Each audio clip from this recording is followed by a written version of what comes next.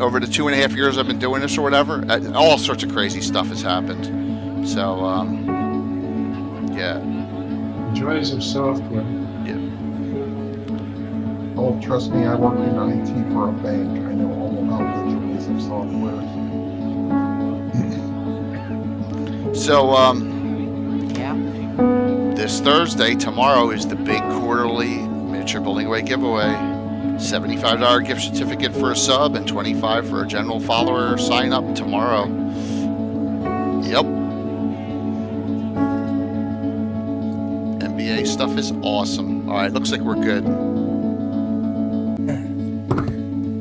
How you doing, Dale? I'm sorry, Mike. I'm sorry. I should have introduced Asher to Mike Bridges. My apologies. We've chatted many times. I don't think we've seen each other face to face. Right. We go way back. Oh, that's great. So, Dave, where in the world are you located? Columbus, Ohio. Okay. Yep. So, easy drive to Origin since it's downtown, and an easy drive right down the freeway to Gen Con. And of course, they all got canceled. So. Were you at Gen Con last year? I was. All right, so was I. So was Anna. Anna and I hung out a lot last year. That's a shame. Last time I went to Columbus was for a hockey game. Oh, Blue Jackets. Yeah. My wife's a huge fan. I let her handle all the sports ball in the family, and I played all the computer games. Nice. I'm a hybrid, man. I like both. I like computer games, and there you go. Look at that. Jay, who you got for Stanley Cup winning? Vegas. It's a safe bet. I'm going Tampa. I think Vegas will beat Tampa, but you know they got to get there first, right? Right. Oh, look, I missed my cue now. Hey, Como, what's going on? Smoky, California. I'm sorry to hear that. Really sorry to hear that. Oh yeah, it's smoky. It's smoky here. California is a mess. It's not that hot though. We don't have 115, 116 we had yesterday or two days ago, and now it's down to like 92, so it feels really cold. Ridiculous. Yeah, we had 115 degrees and smoky. It was like the sky was literally full of smoke, so you could barely see the sun. It was like so dark, so it was almost. It's the reason we didn't hit 120 on Sunday.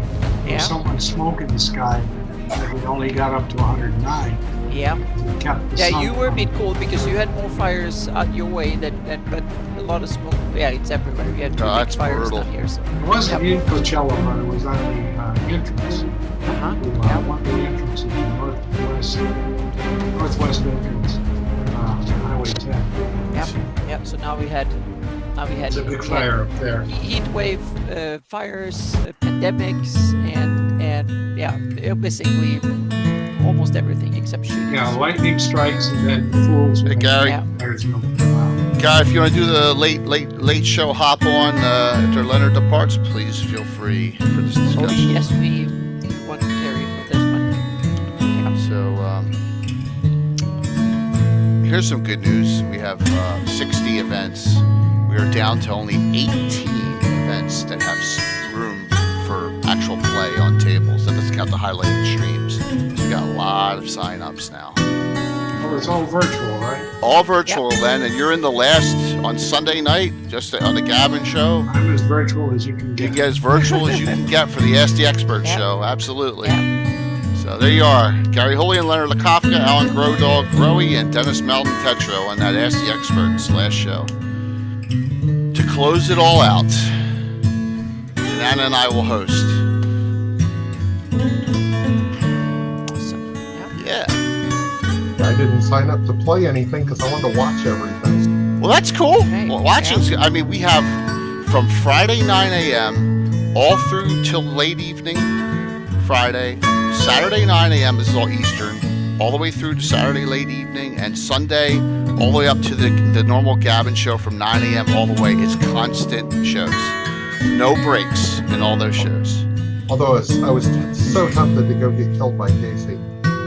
Oh man, yeah. I mean, a lot of people wanted to play. A lot of people wanted to play in Casey's tournament. So. I'm ready for it. Oh, that's right, Mike. Are you signed up to be a victim?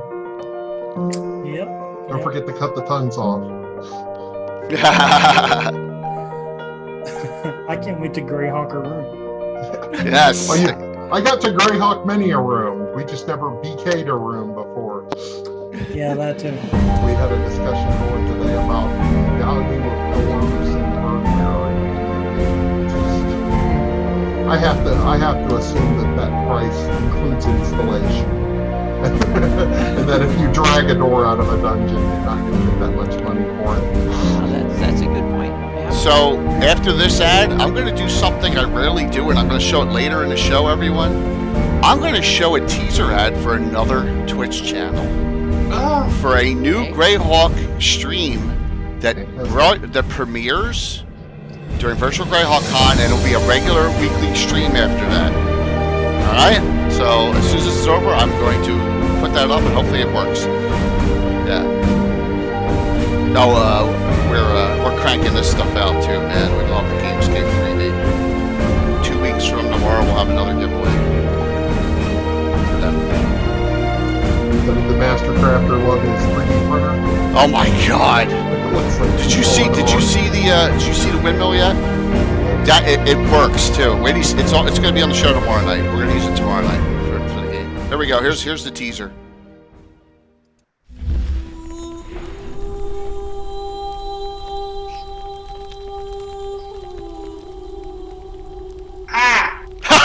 Len.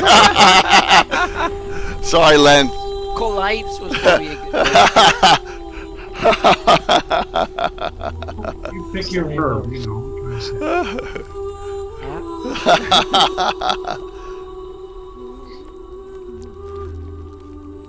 This will premiere as the All-Star game is going. We'll raid into this, and then it'll start at 10 Eastern, and then we will we'll raid into it, and then it'll be a regular weekly stream. And so kickoff is during Virtual Greyhawk Con. Thanks, Gary. Yeah, Jimmy Duffy put that together. So add another Greyhawk stream to the offering for everyone.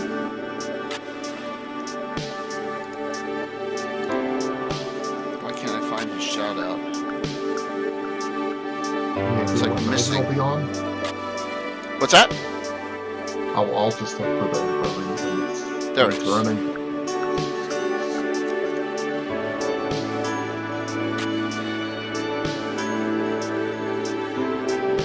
For this tonight, I don't know how much Kilmer will get through on this. I really don't. But who, if we gotta have another one, another part of this, that's fine. So this will be good. I'm gonna learn something because I know nothing about this area. Len, did you get that download?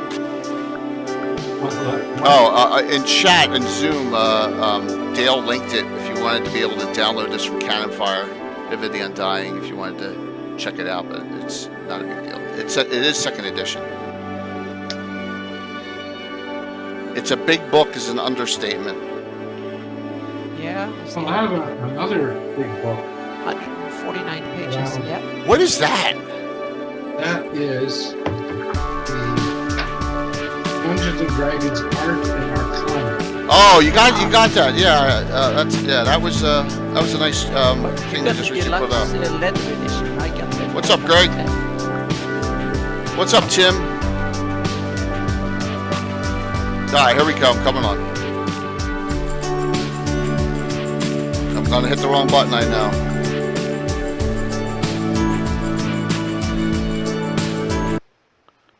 Dun dun dun dun dun dun dun. Good evening, everyone.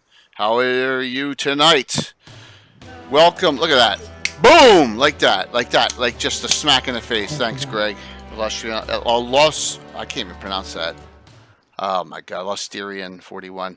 So this is going to be a fun one tonight. Once again, I am pretty much devoid on this. I'm J.A.K. Lurkazamba. Tonight I have with me, as usual, Greyhawk Mike Bridges. There you go. The great Anna Meyer. Hey. The legendary and looking for books as usual. Leonard Kafka, Yeah. and a new person of great knowledge joining us, Dale Gwill, as Sir. You probably know him as, or as I said during virtual GaryCon, as Hurt the Bear. If you remember that comment, so Asher, Dale, welcome. Thank you. My Thanks for pleasure, Jay. Thanks for inviting me. Yeah. we were looking for someone who really had some teeth and knowledge in this. And you say this is your favorite reference, along with Anna, and I'm really excited to have you on tonight and really help us out with this. So Dale, let's start off with you. How does you think Carl gets into this? I know you said something about the evilness was already there. If you want to talk about that, what your thought was. So this is his last work that he did for Greyhawk, and this is on the tails. This is a regional gazetteer that he put out after after the Greyhawk Wars came the From the Ashes reboot, if you will, of Greyhawk. And with it, a string of source books, including the Marklands, which was the war-torn nations of Furiandi against Ayuz, and Nyrond against everybody else, apparently. And he also did his books about Ayuz the Evil and City of Skulls. So he's got some adventures in there, and I know adventures are one of his strong points, but he's taken the Greyhawk setting that we have back in this guy and set it afire. Yeah. It's now war torn, and when I read the George R.R. Martin book about his Fire of Ice series that everybody knows as Game of Thrones, I suspect that he wasn't inspired by the War of the Roses so much as he was inspired by From the Ashes, because that's more of a tribute to it than that does. It's even got the Mad King, the Over King in Roxas, except instead of dragons, he's got devils. So it's a little bit of evil for everything. And unlike all of his other books where the government is of weal and temples are good and you're fighting the evil outsiders, in this one, the government is basically the bad guy. Just about everything is. He's taken the world, he's set it afire. It's what we would call a grimdark setting. It's we've taken fantasy and set it on fire. People are assumed to have their own purpose in mind instead of, fighting for a greater good. And instead of finding pockets of evil, you've got little pockets of good. And it's a huge source book. I printed one up. I took it and did some reformatting, and I've got a nice perfect bound copy here. I can't share it because I don't own the art. And it's much along the lines of a lot of the art was taken from the Marklands and the other books, but it clocks in at 160 odd pages, and it covers the Great Kingdom from north to south, or actually from the middle, then from north to south. And it basically covers the whole eastern part of the Flannis that basically just says the Great Kingdom on the original Gazetteer and back on the Darlene map. So it's just a fantastic book, and it's dark and it's gritty and it's bloody, and that's how I like my Greyhawk. The question's already out there. Big Mac has asked, why did they never publish it, even after they paid for it? I strongly suspected it was just they had a change of ownership. This was around 94, 95 that it was written, and I believe that was right when they picked up TSR. Wizards of the Coast did. And if the stories that Eric tells her to believe, they picked up TSR to stop them from publishing Spellfire as a competitor to Magic the Gathering. So obviously there was a lot of D&D love at Paizo, but Did they have much interest in putting out half-developed properties? And I think the answer is, with the fact that Gary was no longer with the company and Greyhawk was all in his name, I don't know.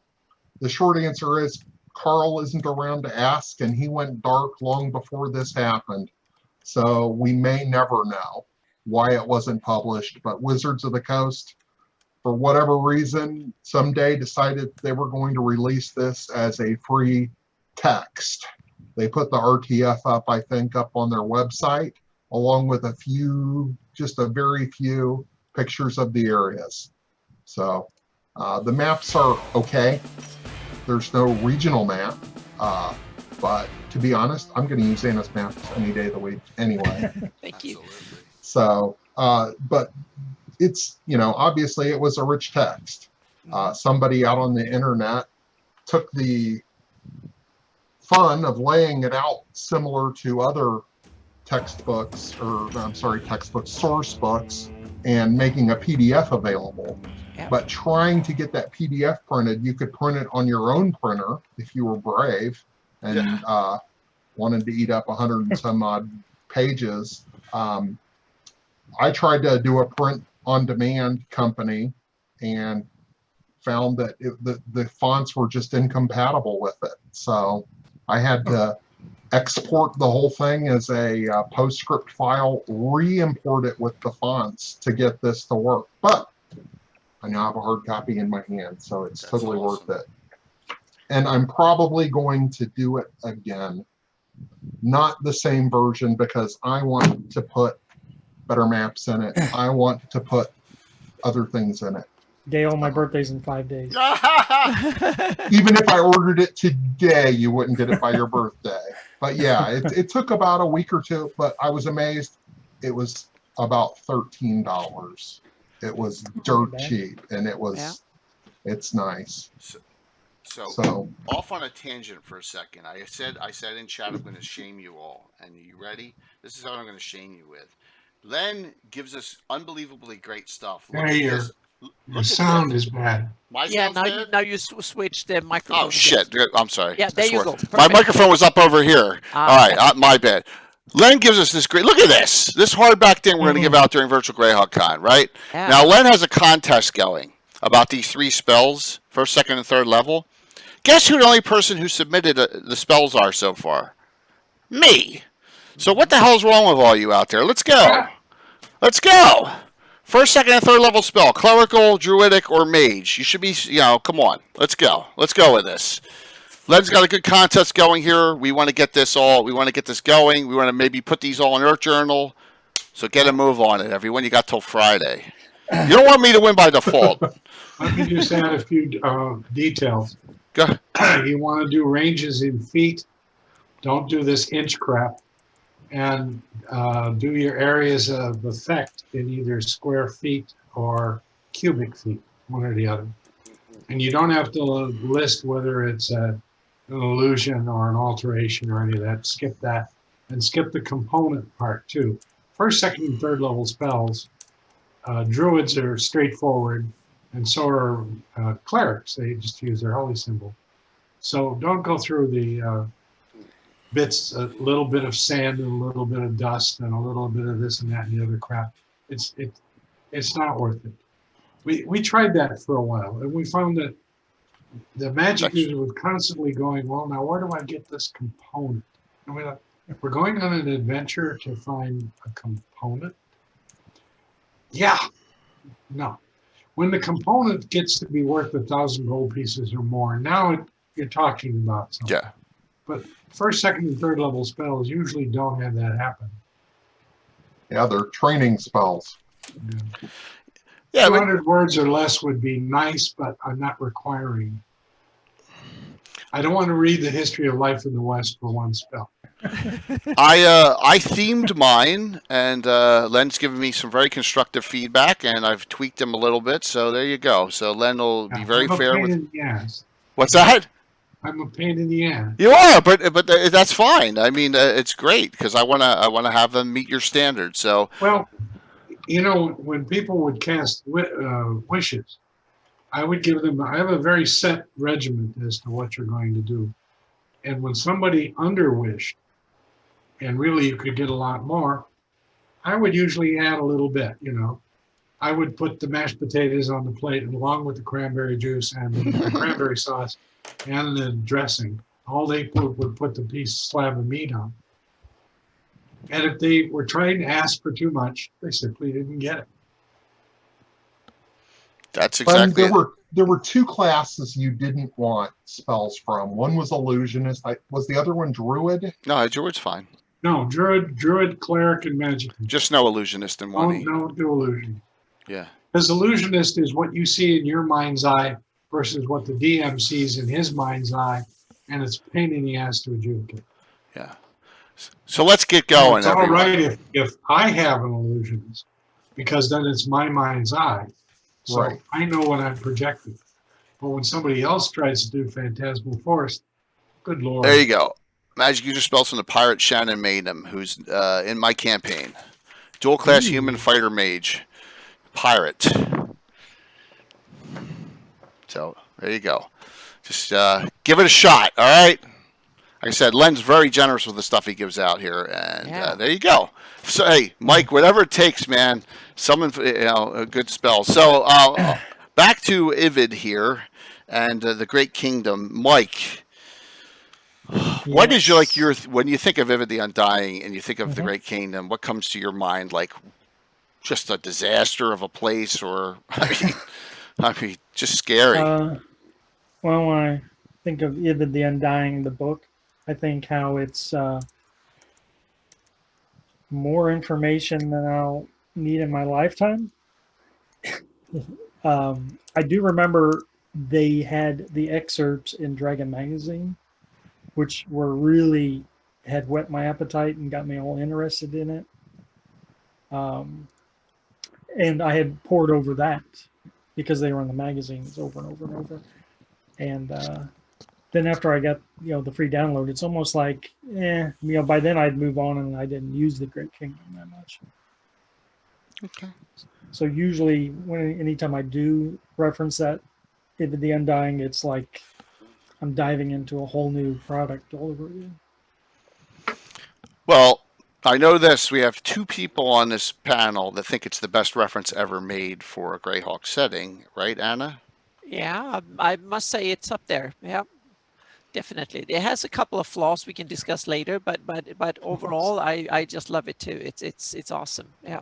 But it's not for everyone, depending on your style of gameplay and stuff. But to me, what I think it's so cool with it, there are two things. One is that it's a snapshot of the moment the Great Kingdom falls apart, and it's kind of it's a very interesting snapshot. It details just the moment before it falls apart. It's not fallen apart. It's just.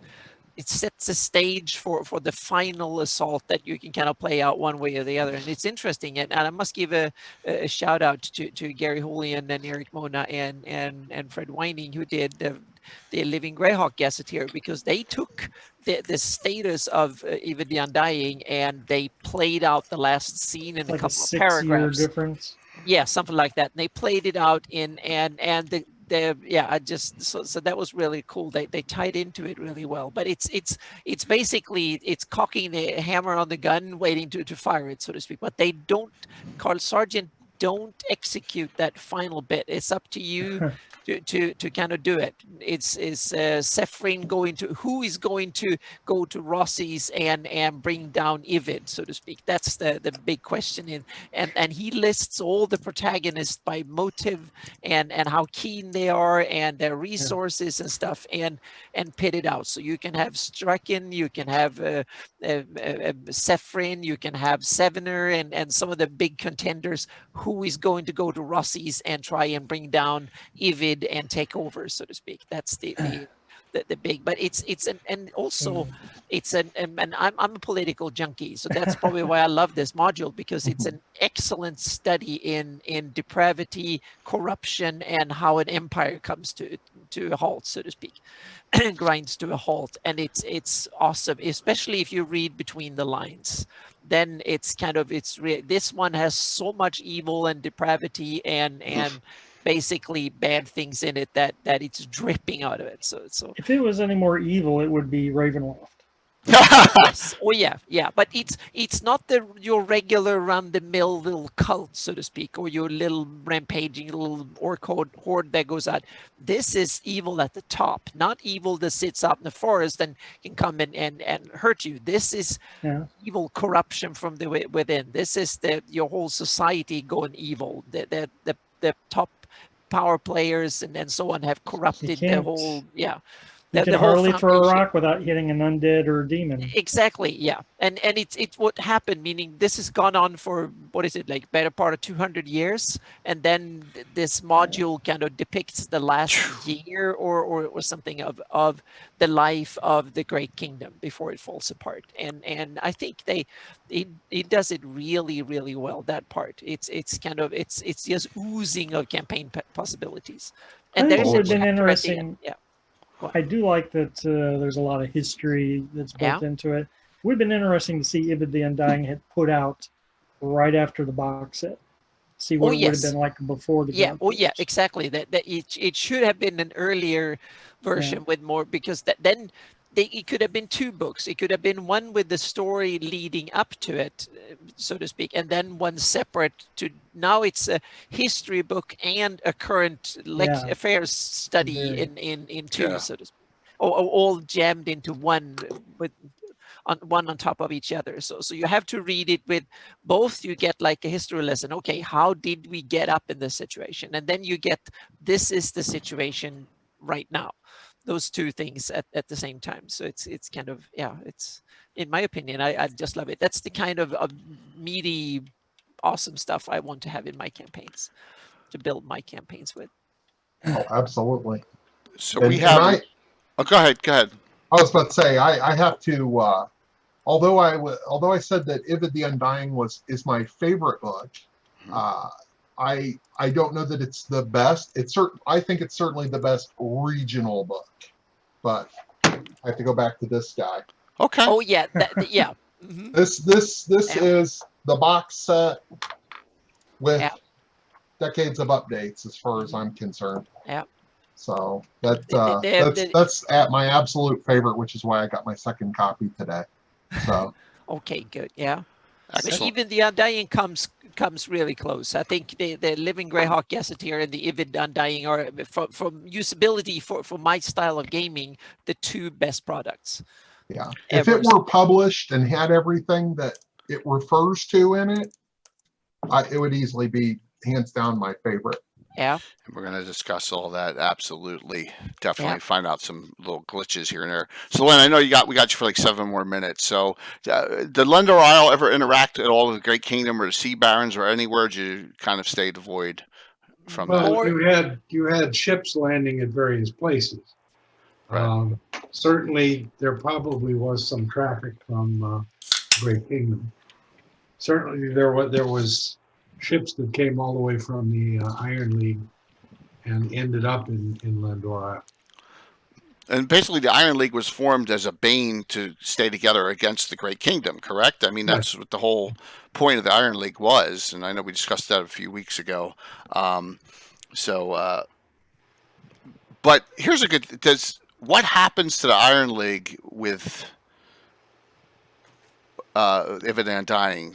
I mean, not counting the Scarlet Brotherhood stuff that comes in. Is it stays status quo for the most part of Iron Gate? Like what? I think so. Yeah. Okay. It's barely involved, so to speak. Okay. Well, it's internal. This is internal. Yeah, they're mentioned a few times, but it's in the history part. Yeah. Okay. Right. It's basically a foil that is constantly being brought in against them, but it doesn't really go into depth on it, because it's on the very southern periphery of it. Yeah, I think it's something they're constantly annoyed by. Is really what they boil it down to. That and Nyron.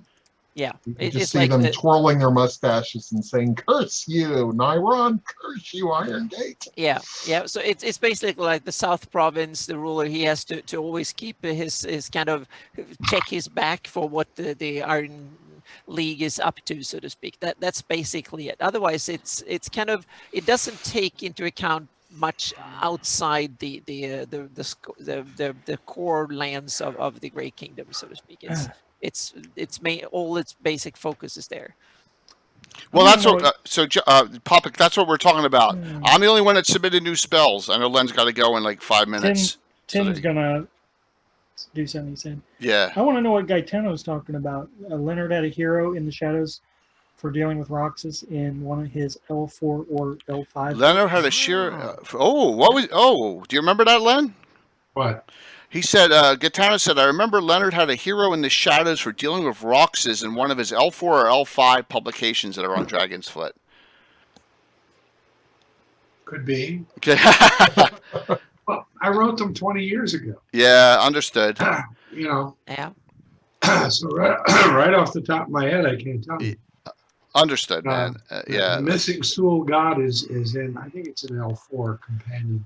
So it says, Leonard made an heir to Roxas and Niron who had a part to play in the Great War. Awesome. Scandalous. He was a cleric. Oh, Gaetano, I'm putting this in here.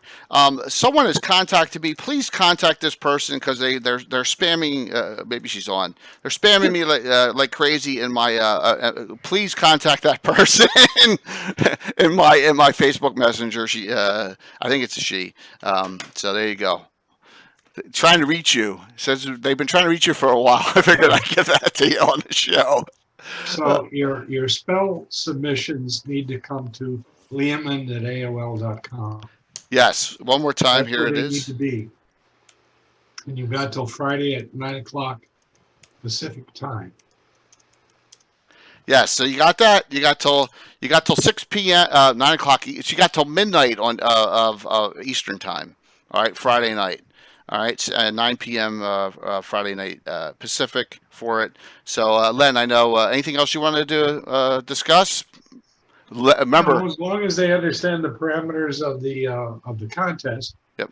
And if they don't understand, write me and ask me. Yes. And Len, hopefully, will be on bright and ready to go for Luke on Sunday. Well, maybe I'll have a prize to award on Sunday. Oh, okay. Oh, that would be awesome. That would be cool. Absolutely. Oh, all right. Well, yes.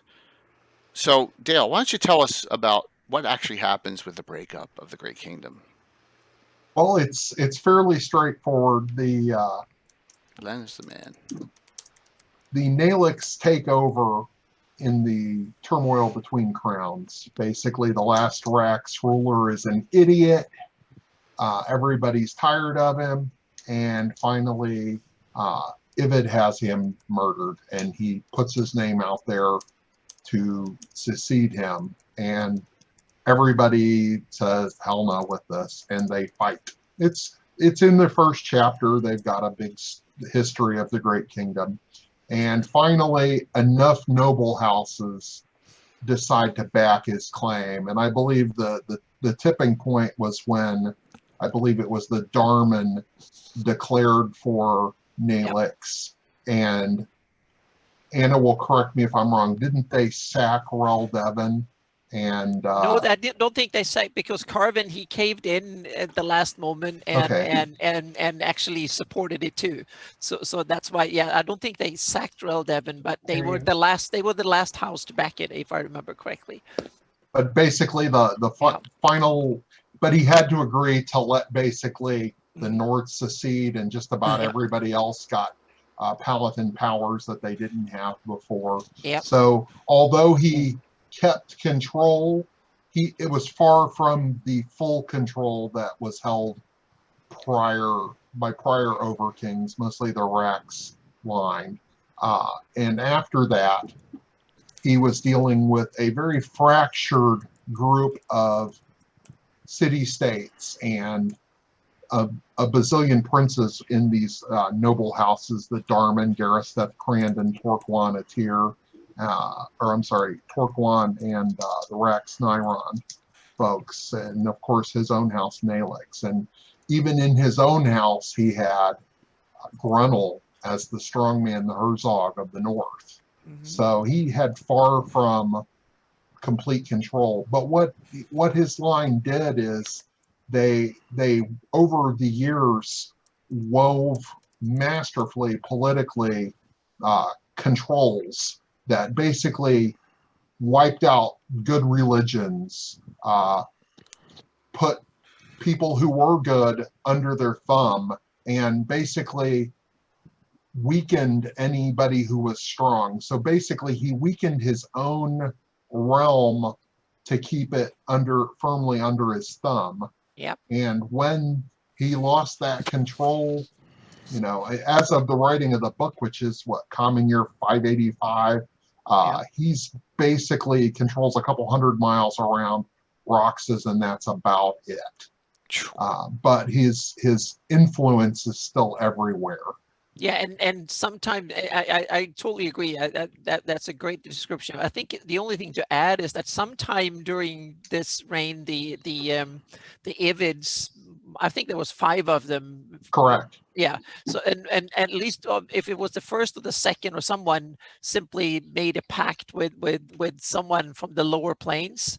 I think in my campaign I said it was the devil, but I guess you can play it out in the way you want, because I don't think that's specifically stated in the book, if I it is correctly. Okay. They actually, it's Ivinston, which is Ivid the First's father. Okay. Yeah. Makes the deal with he's basically dealing with fiends, as all of the mages there do, and for some reason, I think it's Balzaphon, who is one of the one of the Dark Nine or whatever pit fiends. He says, "Hey, I'm interested in this," and then when he summons somebody else, he kind of works a magic and intervenes and steps through the gate himself, kills the mage that summons him, and says, "Hey, look, I got a deal for you. Yeah, you give me the next."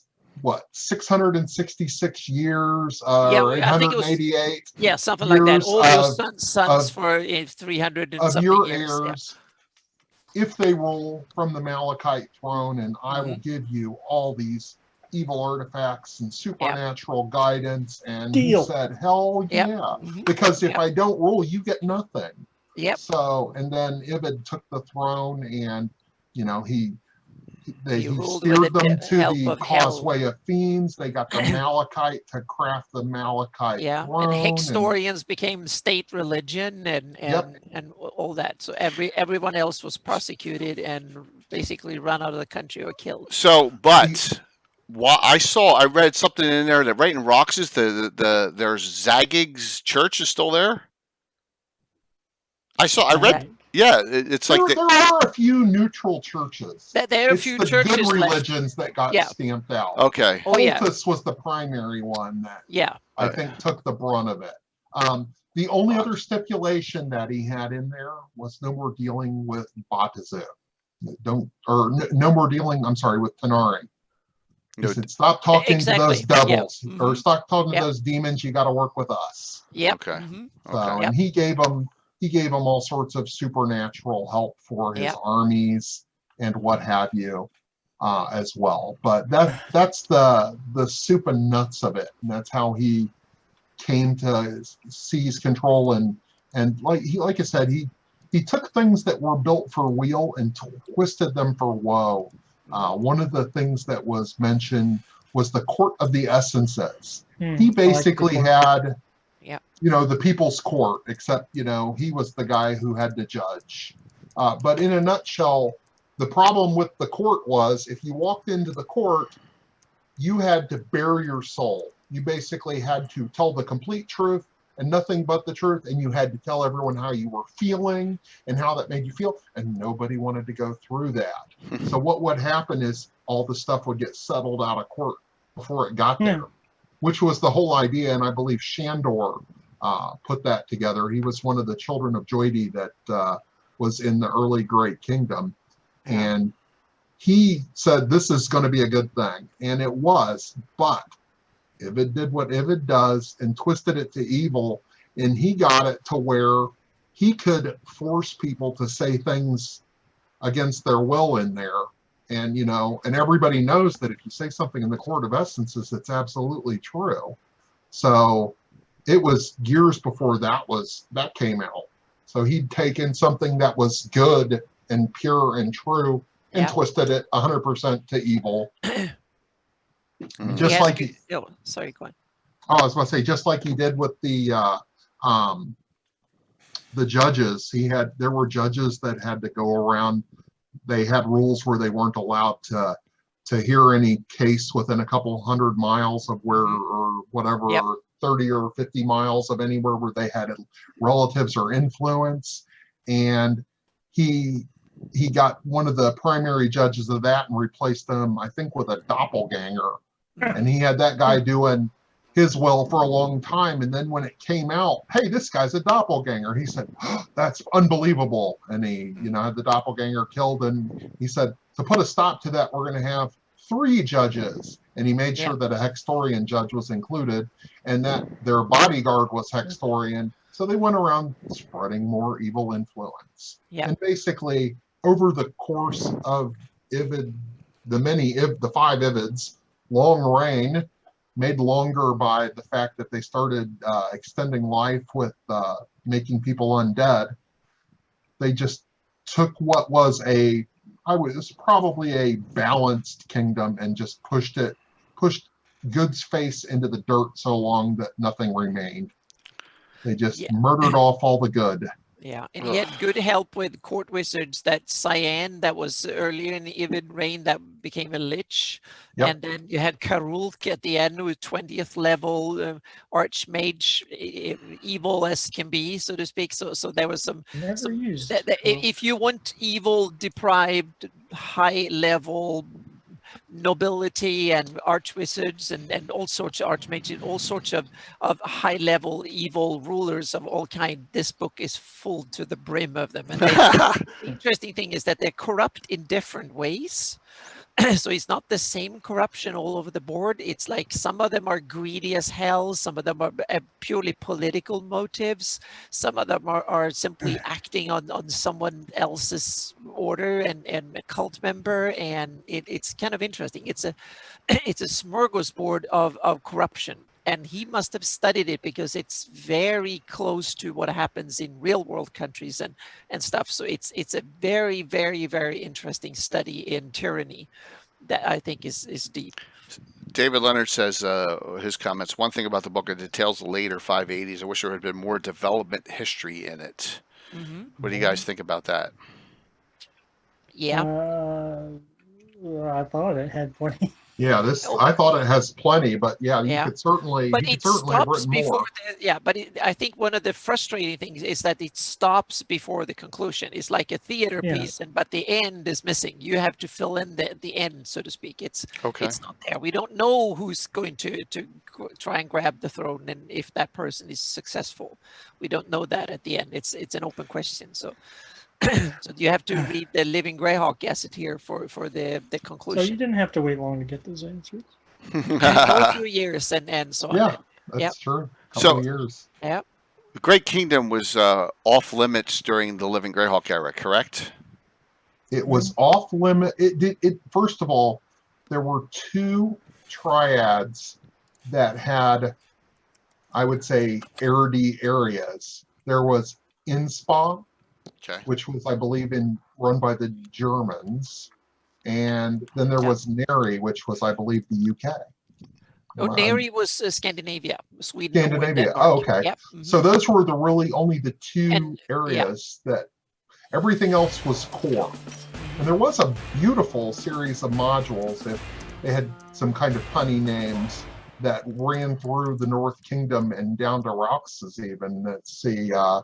The first one in the group was a Tiger and Alyssa, then Sympathy for the Batazu, obviously a joke on Sympathy for the Devil, and then there was All Roads Lead to Roxas, and they were focused on events in and around East Fair, and those were core modules. All Roads Lead to Roxas was an amazing module because it actually kinds of they left, even the Living Greyhawk Gazette here basically just said, crazy powerful stuff happened in Roxas. There was a catastrophe, and it just kind of left it really vague. You think there's ruins, but this basically rips out the area surrounding Roxas and puts it in a pocket dimension that is attached to Archeron by an artifact. And it's being used as a... That's Gary. I wrote that vague. That's it, Gary. Awesome. It's being used as a Claim. battleground between good and evil forces, with pit fiends holding castles and devas working for good Greyhawk gods fighting there. And none of the powers really want it to go back to Oerth. They want to resolve their differences there. So it's a very interesting rump if you did it in the Living Greyhawk era. I ran it as part of my homebrew campaign, or not my homebrew, but my own Greyhawk world. I took it and adapted it to a one that I was running, but it was they thought it was crazy. They thought it was amazing. But I think even Gary's pointed out, it's not. I mean, when you take the capital and rip it out and put it on a demi-plane, that's hard to grasp. I think it's definitely gone. It wasn't just destroyed. So in Living Greyhawk, it is basically attached to a demi-plane. There's a veil surrounding it, and you have to do a ritual to get through the veil. So it's a lost land. Yeah, and it's very much like it's a pocket dimension, but they make it sound like if an artifact that was attached to Oerth were attached to the Screaming Column, I think, instead of the Blood Shield effect store that's currently there, that it could return it to Oerth, but they don't want anybody to do that. So in my world, if I don't want it there anymore, somebody does that, and it's all of a sudden back with all that entails. And then, Roxas is there for the looting, and then maybe you've got like a Battle of Five Armies scenario where everybody wants to march on the capital and loot it before somebody else does.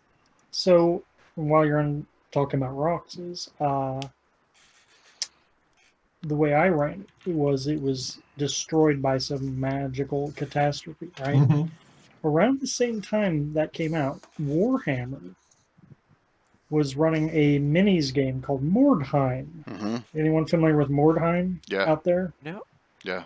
Mordheim was about an imperial capital city that was destroyed by a comet, and then there's all these fragments of warpstone around, and you're searching ruins, fighting over treasure and everything. And I thought that was very similar.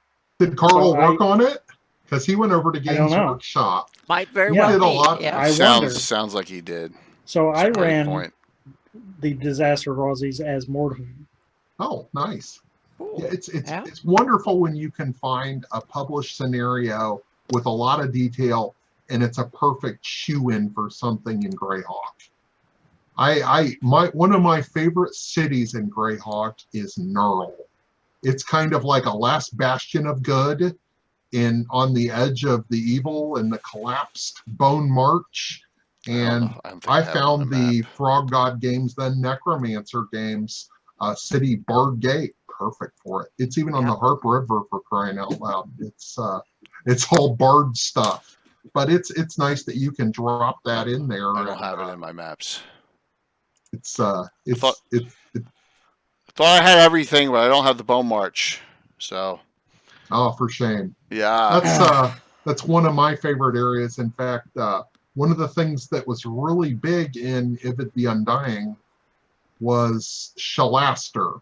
He's a Garasteth who trades his realm south of Rinloru, which is taken over by Delglath the Undying, a animus priest of Nerul, who starts creating the Walking Dead on Oerth and starts cranking out zombies. But he got out while the getting was good, because he traded his lands with a Torquan prince who ran the Highlander district, which is right up against Bone March. Now, that guy probably thought he was getting out of jail free. He was giving up a land on a collapsing frontier for land safe in the Eredy Heartland. And instead he got his neighbor is a relative and undead, and he's now under his thumb. And Shalaster has the loyalty of the Highlanders that he served with. And the Highlanders are also detailed in the back of the book. The Airdrie Highlanders, they're one of the special elite militias. They're hill troops. And so kind of like I'm sure there was a lot of Scottish inspiration, being Carl being British, but they're made to be out the elite, almost like the thin red line. They're the big strong fighters who fight. The orcs call them the wall fiends because they fight with shield walls. But he is a lawful evil to the core. They even say he'd probably make a worse ruler than Grendel. But because he hates humanoids, everybody loves him, and they flock to him. And he just makes his army stronger. And his base is in Red Falls, which is on the very edge of the Northern Great Kingdom, right up against the Teesar Torrent, just upriver from Knurl. And I'm working to detail that land, and if I can. Here's the North Province. Am I missing it on this map? Yeah, probably, right? I think it's in there. You want to put it back? Mm-hmm. No, I see some. It says Highlander. Yeah, Red Falls. No, Red Falls. It's right at the lower part. Oh, okay. Yeah, okay. Red Falls is just outside the map, but you're Wait a minute. close. Well, here, Yeah. how about this one? Is it on there? No, that's That's south. To south. Yep. Mm-hmm. See, I thought I got it all. Sorry about that. No, it's okay. Yeah. You have one that you can move around, so to speak, so you can. Yeah. I just don't want it to crash the stream. You know what I mean? Yeah. But if you want to leave that one up there a second. Yeah, sure. I'll leave this one up. So this is an interesting area of the map that's detailed. If you look over here on the eastern side of the map, you've got Rinloru and Winthia. These are the twin cities. This is interesting in that Rinloru was a Torquon stronghold, and Winthia is very much a Garisteth. It's ruled by the Archmage Prince Lecaster, and he's not an absolute ruler, but he rules a council of mages. So this place is full of Garisteth mages, and he has one of a set of artifacts, and his next door neighbor there in put it back up there if you could. Oh, up higher? Yeah, give me 1 second. Yeah, his neighbor no up there in Rinloru has an artifact as well. Well, actually, they both That have one? two artifacts. Yeah. Yeah, they have two parts. So of there's two sets of artifact, and they each have one of the set, and they're trying to get the other without giving up the.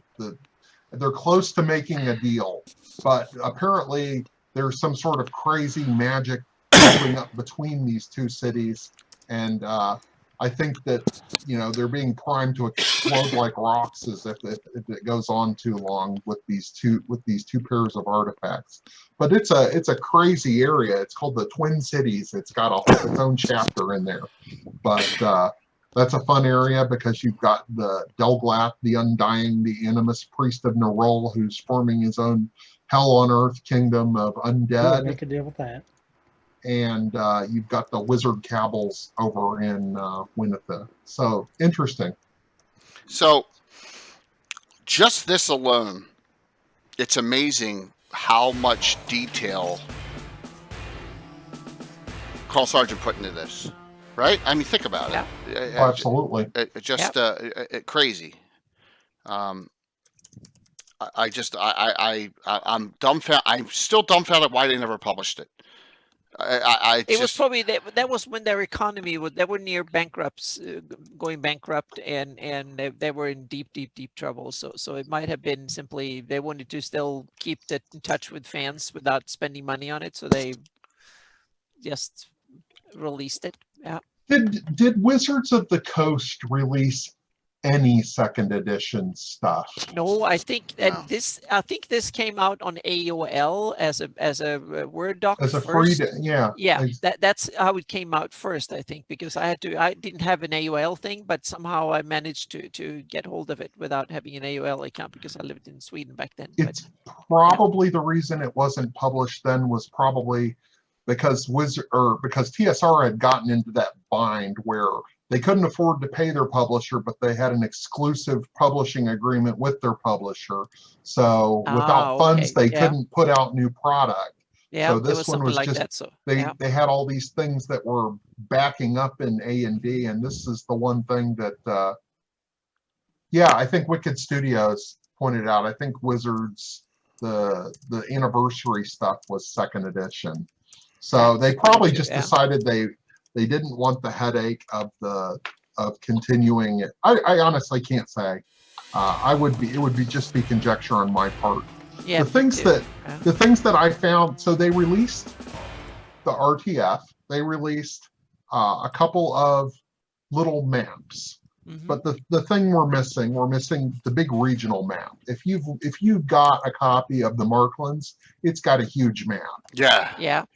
That kind of zooms in on this. Do we know who? We're lucky because we have Anna. We have Anna's well, maps. I puzzled it together. I puzzled together afterwards, but the maps weren't terrible that were in there. Who did them? They were just small.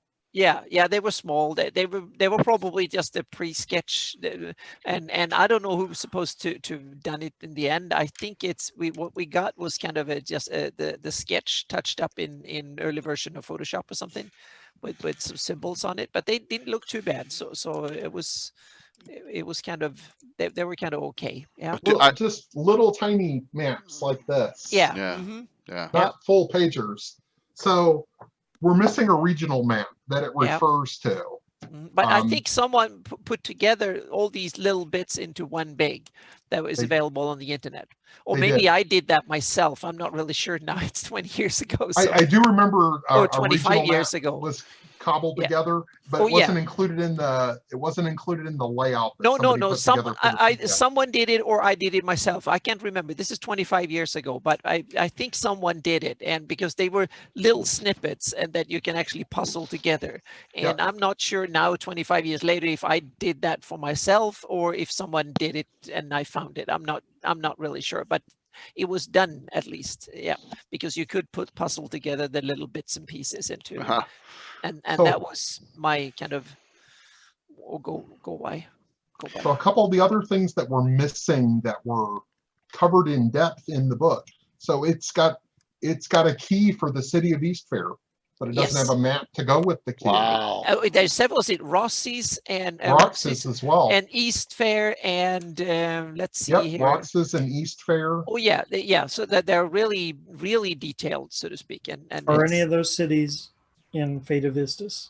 One of them. Roxas is. Yeah, exactly. I haven't gone through to line up to see if all the items are in there or whether you'd have to do some additional work.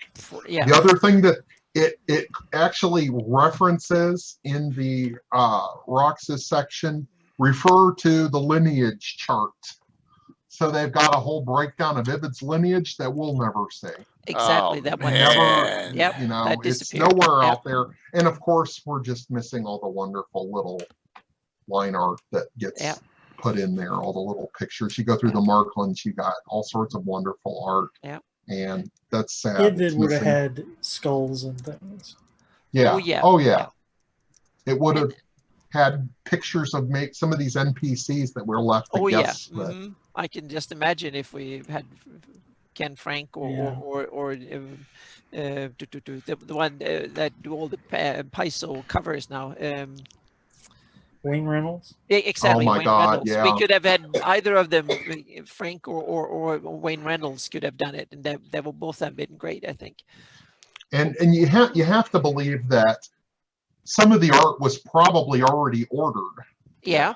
But they just probably went and put it into other product. Yeah. And in fact, for all we know, this Birthright adventure that this picture came from, for all we know, this was supposed to be the cover. We don't know. That's a Birthright picture? I never knew that. Yeah, that's a picture from one of the Birthright.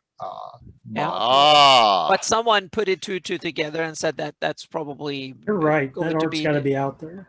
Yeah. They didn't just waste it. The art. If you've watched any of the tutorial or the documentaries about TSR's in-house art group, they would get the art orders well ahead of time, and they crank out a whole bunch of art. So they probably had art but then they just said, we're not publishing this. And they're like, okay, we got all these cool pictures. And then they just dropped them into other products. Yeah. So sad we'll never see it. Yeah. I would always get annoyed by recycled art.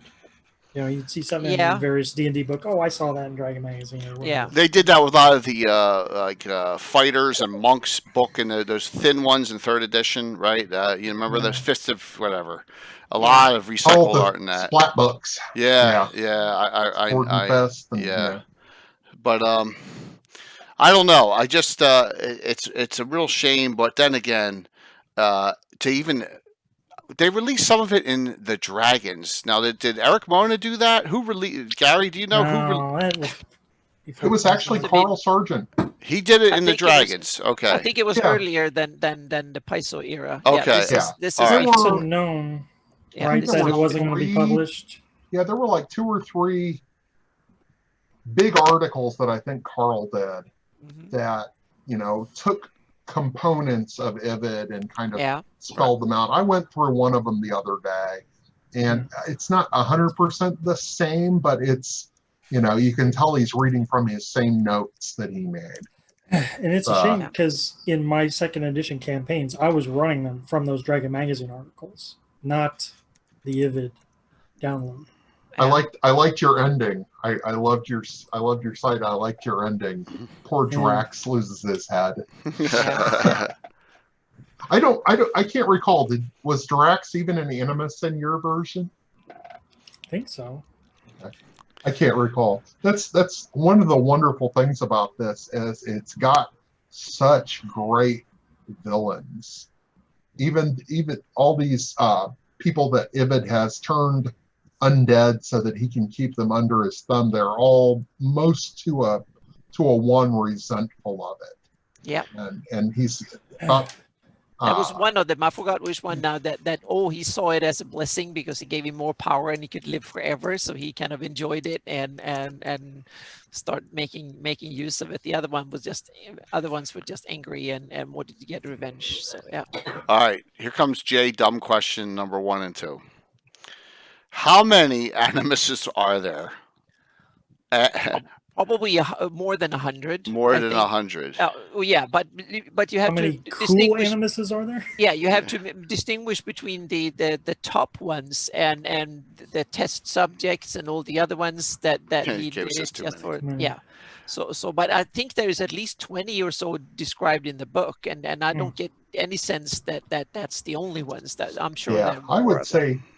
Between 1 and 2 dozen are probably. Oh yeah, they're detailed. But you think there's over 100? I mean, there's that. Oh, many. I wouldn't be surprised if he did it to way more of his enemies just for the hell of it, and also to some of his like bodyguards and some of the people around him in his court and stuff like that. His family members exactly are almost all described as browbeaten or animuses. Yeah, he did it in order to have full control over them, so to speak, and didn't have to replace them and stuff, so to make them loyal. Yeah. Question number 2. Yeah. Do you all like the Animus, or would you prefer it to be something else like the Death Knights, or a little? It's too much. I want to hear your input on this. We're assuming Carl made the monster title up, the archetype of the Animus. Yes. Is that correct? Okay. Yeah.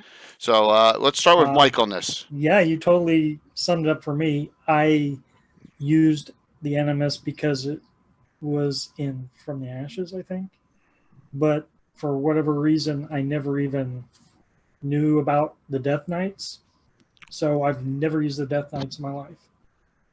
That's because if I had to do it all over again, I would get rid of the Animus, use the Death Knights. That's because Gary hasn't had his influence yet until that later era. Yeah. And then Gary started loving the Scott Benny article with St. Carguth in it. Correct me if I'm wrong on this, Gary. And started bringing them in. I understand how they fit. Yeah. I say, why not both? I mean, the Death Knights have such a cool. Gary's done amazing things. He's taken the concept of the Death Knight. Oh my God, he's sitting here on admit. Oh shit, Gary, I don't know how long you were sitting there, man. I hated it's up top and not down below now. Oh my gosh. I like the Animus for what it is. Okay. And it's a potentially high-level person or potentially mid-level person. It's something that you can make mid-level bad Yeah. guys out of as well. They're just not as often detailed.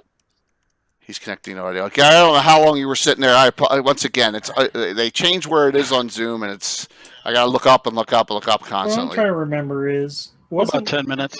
Holy shit! Sorry for swearing. All right, sorry, Gary. My apologies. How are you?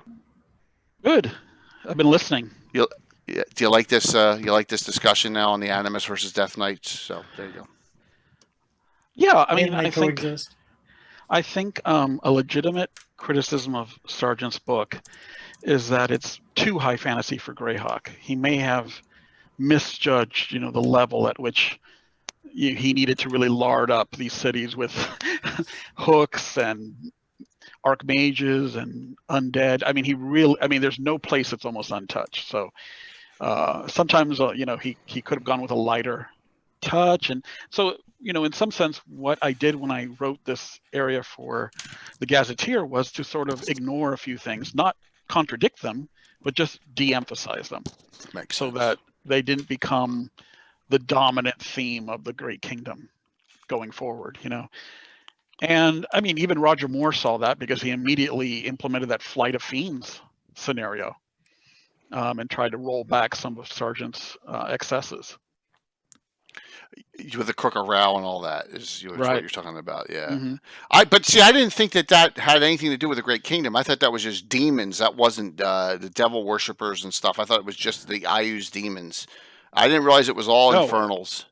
There were fiends brought into both settings, Ayu's and the Great Kingdom. Okay. One I think was dominantly devils, and the other was dominantly demons. So okay, we had to clean up on both aisles. Okay. All things removed, all barriers removed. Who would win between Ayu's and the Great Kingdom?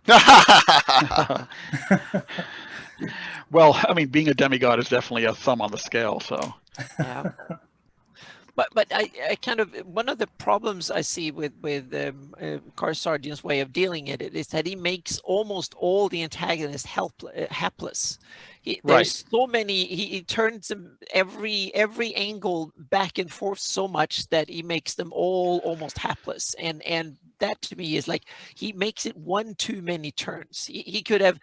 I like the way that he touches things everywhere, because this is an empire where everybody's trying to grasp at straws. But well, I like Dale's term grimdark, because Sargent didn't set up a good versus evil scenario here. This was evil versus evil. Mm-hmm. Just different shades of evil. So there wasn't a lot of good left in the Great Kingdom to deal with. Yeah, I was going to say, someone earlier said like the points of lights and whatever. I can't think of a single holdout of good.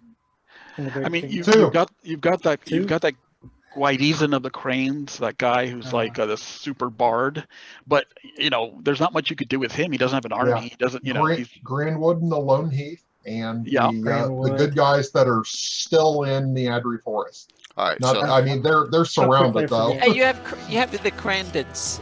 They have a branch of paladins and good guys, so to speak. That's the only, and that's why I based my Rel Devin campaign around them and to see if my characters. But it took a while before my characters got the bait, so they didn't realize what side to back it first. I completely forgot about Grandwood, Dale. Thank you, because I used to run that like Robin Hood.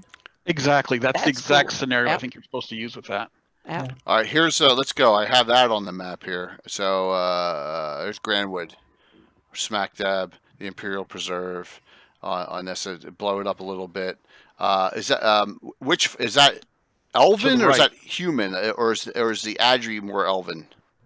Well, first there's a suggestion that both forests were once a single great forest. Yep.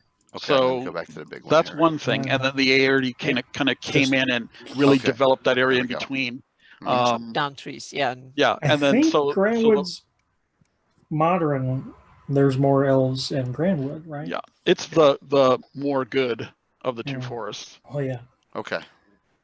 And they don't have they don't have the problem of bitterness Right. the middle. There's a lost elven city in the Adri, so that's a Yeah. huge book over But there. there's still elves in both of them. So yeah, but back in the day, it was one big forest. That way I say it, one big forest with an elven realm in it. The suggestion in the 1983 guide is that if you were trying to hide from Ivid, you would run into the Grandwood Forest, get lost in there, and the Imperial forces could not find you. So that fits really well with a Robin Hood-like scenario. Yeah. And the nearest big city besides Roxas, Relastra, and he's not interested in hunting the people down either. So definitely. And he might even support you if you get powerful enough to and join forces against Roxas. Or Roxas, he might, or the Overking him. Yeah, so you might get the weirdest of allies in this area. So, yeah. All right, let's. I want to get to a David question way back. Right. He said, David, it was a flight of fiends, and what was the other one, David, that you wanted us to ask about? There was, oh gosh, David, put it back up. It's so far back for me to scroll back because everyone's cranking out talk tonight. So please put that back. Awesome. While we're waiting for the question, I guess one thing I wanted to bring up earlier is when we tend to view the Great Kingdom in terms of Greyhawk, it's like a backdrop. I don't think Gygax ever meant this to be equally developed to the area that he was working in, which was the city of Greyhawk. So this was like, when you're looking at a painting and you're looking at the figures in front, this was like the stuff in the back. It's kind of filler that kind of gives his world some weight. Mm-hmm. But then you got Sargent coming along and saying, well, this can't go to waste. This is, a huge population that's completely undetailed. So he immediately started, painting in all the details here, and we're sort of living with the consequences. What I think was part of the failing of From the Ashes is it was plot driven. So everything about those entries was, hey, this is what's happening right now and what the problems you're going to encounter if you go there. But it didn't, wasn't retrospective. It didn't give you a good feeling for what this area was all about. What created it and what was the genesis of it. So I think that's one of the things I try to fix with the LGG. Mm-hmm. Yeah.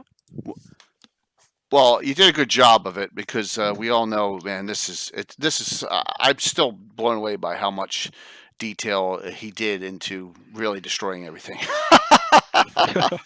Well, again, I still think that Cook shares the larger part of the blame for that because I think the wars were his idea, and then Sargent was dealt with the aftermath. Okay, and he just took it to another new level. Whew, okay. All right, so David Leonard wants to hear about the Causeway and the Isle of Lost Souls. I think I only got it on a little bit of the map up top here in the north. You can barely see it on the upper right-hand corner. You see the text, but not the island itself. Yeah. So who wants to take that one up? There's not a lot on it. Okay. It basically, Carl goes back and says, this is a place that the Ivids were led to by their new evil patron. Mm-hmm. And from there, they found it was powerful, and they carved out from a giant chunk of evil malachite, they carved out the evil throne, and this is where they caused to be forged the spear of sorrow and all of these other evil things, and they leave Dale, it as this vague evil. Dale, that reference still bothers me because I know. Then it makes the Malachite throne a fairly recent development, so it's not an epithet we could use going back before 450. So I feel like the Malachite throne was always something, and then they just created an evil version of it. Right. They said, let's replace it. Just like all the other things where they turned to evil, they're like, okay, take this giant hunk of rock down to the sub-basement 4, and we've got a new Malachite throne that's fancier and eviler. It's kind of like... Yeah, I agree with you, because they, even in other canon, they talk about the Malachite throne prior to Ivid. Right. The Rexes, we formed the government, and we declared year 1. I hate to bring up real life stuff, but isn't the stone that all the British royalty gets sworn in on? They don't know if it's a real stone or not because the Scots took it and now it's back or whatever. They don't even know if it's a real one.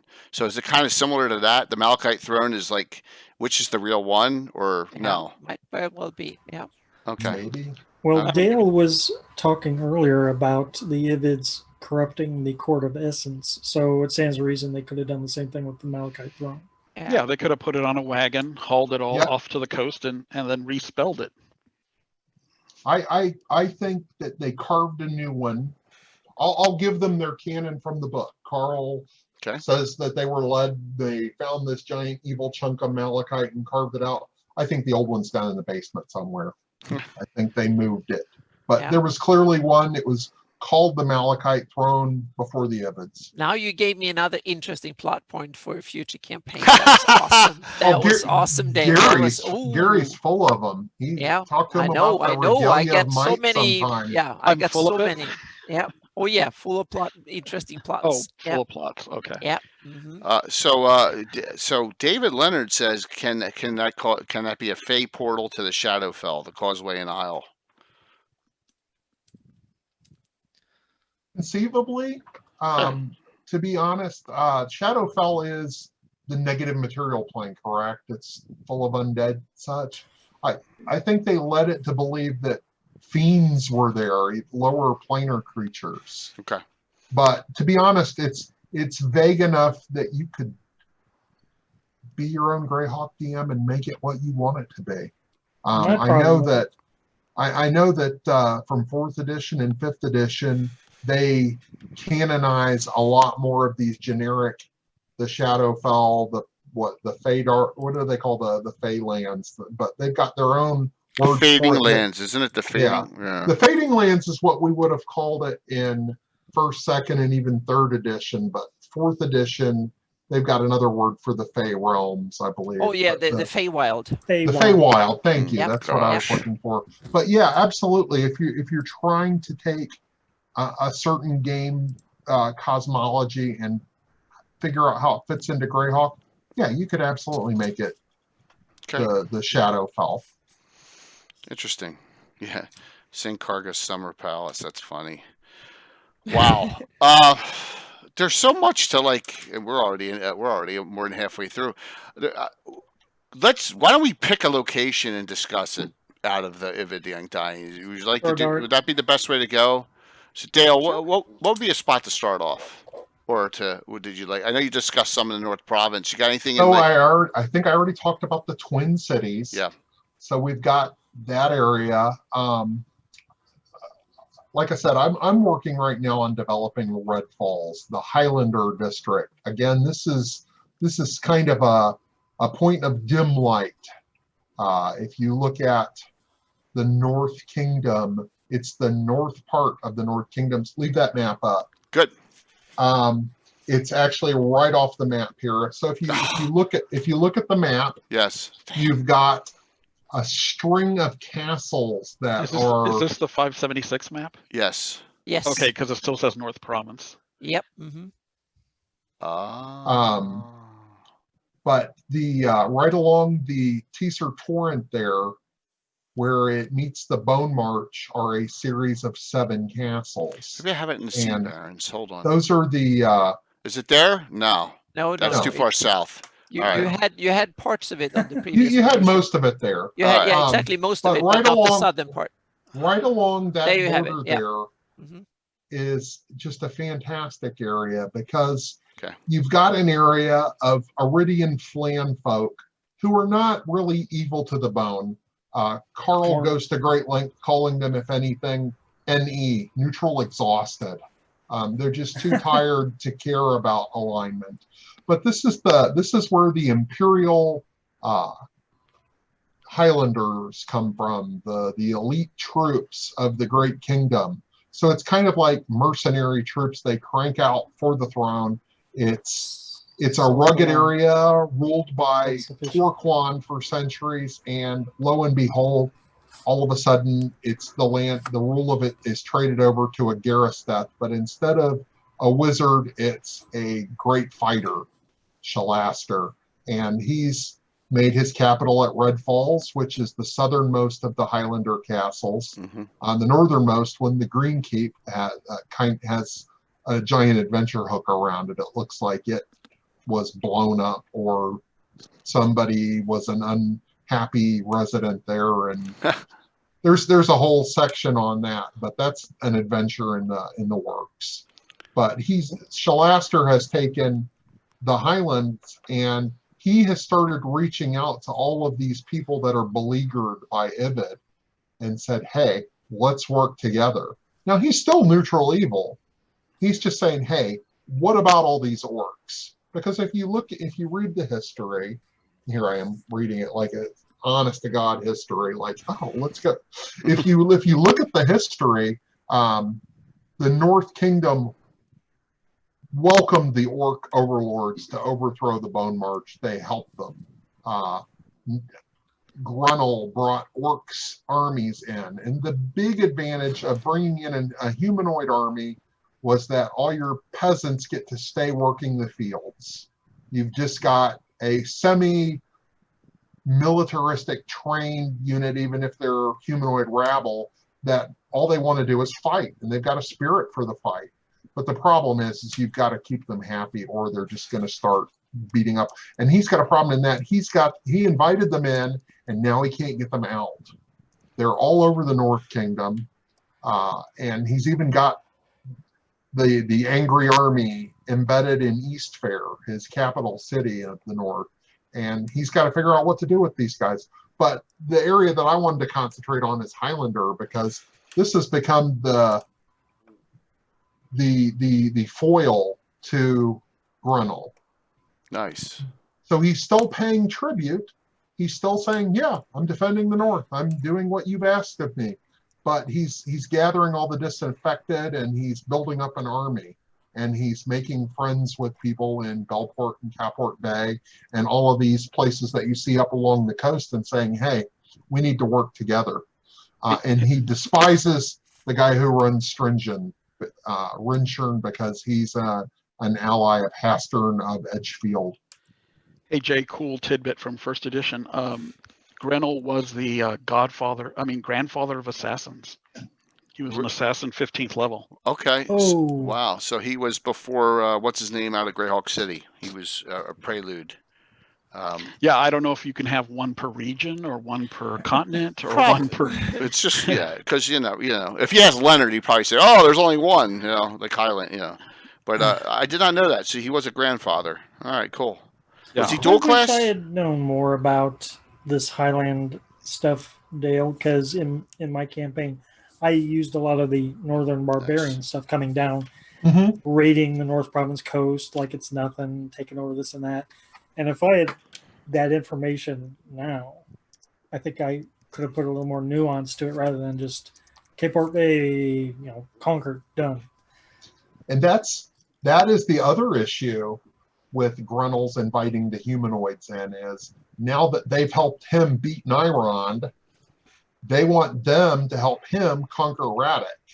But he doesn't want to do that for a number of reasons. Well, he doesn't care about Radek, but he also doesn't want to piss off the Radek people, because they're friends with the barbarians and keep the barbarians from raiding his lands.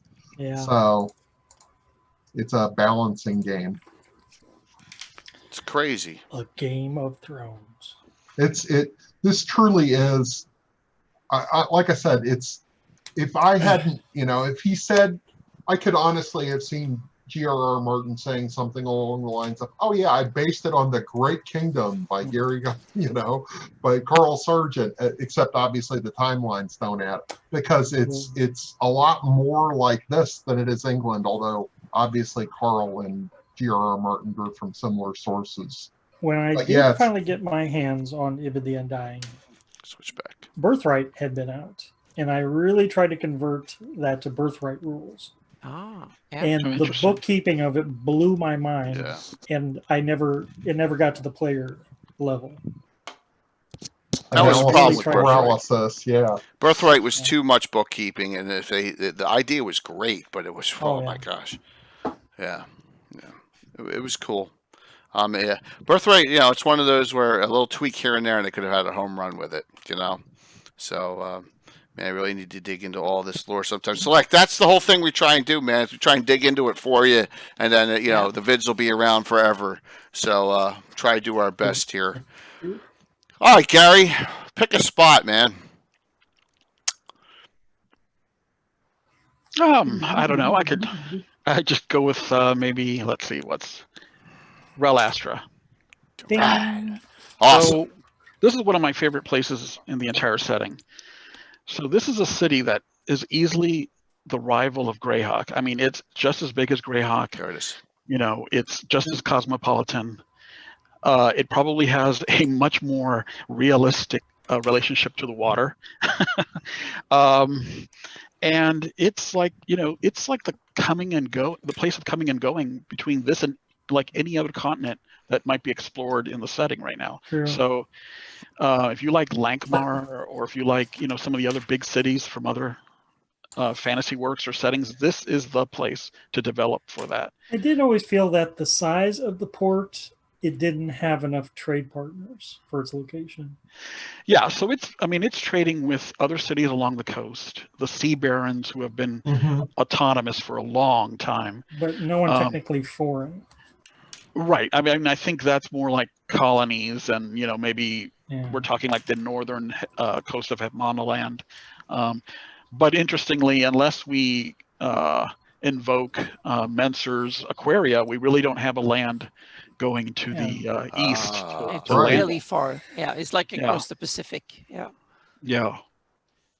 Because who else are they going to trade with? We're not trading with Nyron. We're at war with Nyron. Right. Are they trading with the Scarlet Brotherhood? They're at war with the Scarlet Brotherhood. I mean, Not knowingly.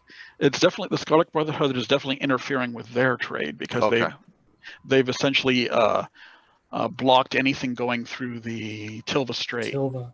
Yeah. Okay. Right, that's a long haul. So at that point, it's easier just to go to the South Province. Relastra used to be the capital of the Great Kingdom. That's one of the other interesting facts about it. So it has its own duplicate palace infrastructure that would have persisted for hundreds of years before the capital was moved to Roxys. So why was it moved to Roxys? Probably because it needed to be more central. Yeah. And so the house that remained there is actually the first house to lead the entire Aerdi people, the Garisteth. So they're kind of like the old house. Wow. And their current prince is the leader of this city state. And unfortunately, he's yet again another animus. So Sargent just went crazy with this concept. I mean, he really overused it. There's no way someone as smart as this leader would have turned himself in and said, "Oh yeah, turn me into an undead." And I mean, the way he's portrayed, he just wouldn't have fallen for that. So, I mean, it's something you'd want to retcon, but I guess you just live with it and kind of work around it. So you ignored it in your Living Greyhawk as a No, I mean, we did. We had to acknowledge it, but he's always looking for a cure. That sort of thing. Yeah. So there's another big character there called the Fiend Sage, which is apparently is it a demon? I think that I think so. Yeah, that is an advisor to this prince, and is also a big foil that you could use if you had PCs there. And I don't think the Flight of Fiends affected the Fiend Sage. It didn't. Because he's probably greater majors it didn't affect. It was only there seemed to have been tons of exceptions. If I would have tried to come up with a rule for it, I would have said it would have had something to do with how soon you had just arrived. So if you were here for very long, it couldn't affect you, but if you had just arrived, it would have driven you back. Better side effect of the Flight of Fiends, sorry Jay, would have been if it neutralized all the gates. I imagine and lock things down. Because the Malachite Throne, Isis, gate back home, stuff like that. Absolutely. What year was Relastra no longer the capital? We're talking 1,000 years. That was early on. That was before the year 1. So it's before so year we're talking, 1, I think. At least 600 years ago. Okay. Yeah. All right. Yeah. Because I think that Rossi's were the that's when the Great Kingdom was declared, and it was that was year 1 or year 0, so to speak. So it was declared, and so it must have been before then, I think. Oh, actually, Anna, that's not right. I was actually dealing with this canon this weekend. the Great Kingdom is actually 100 years older than the Overking. So for Okay, 100 years, yeah.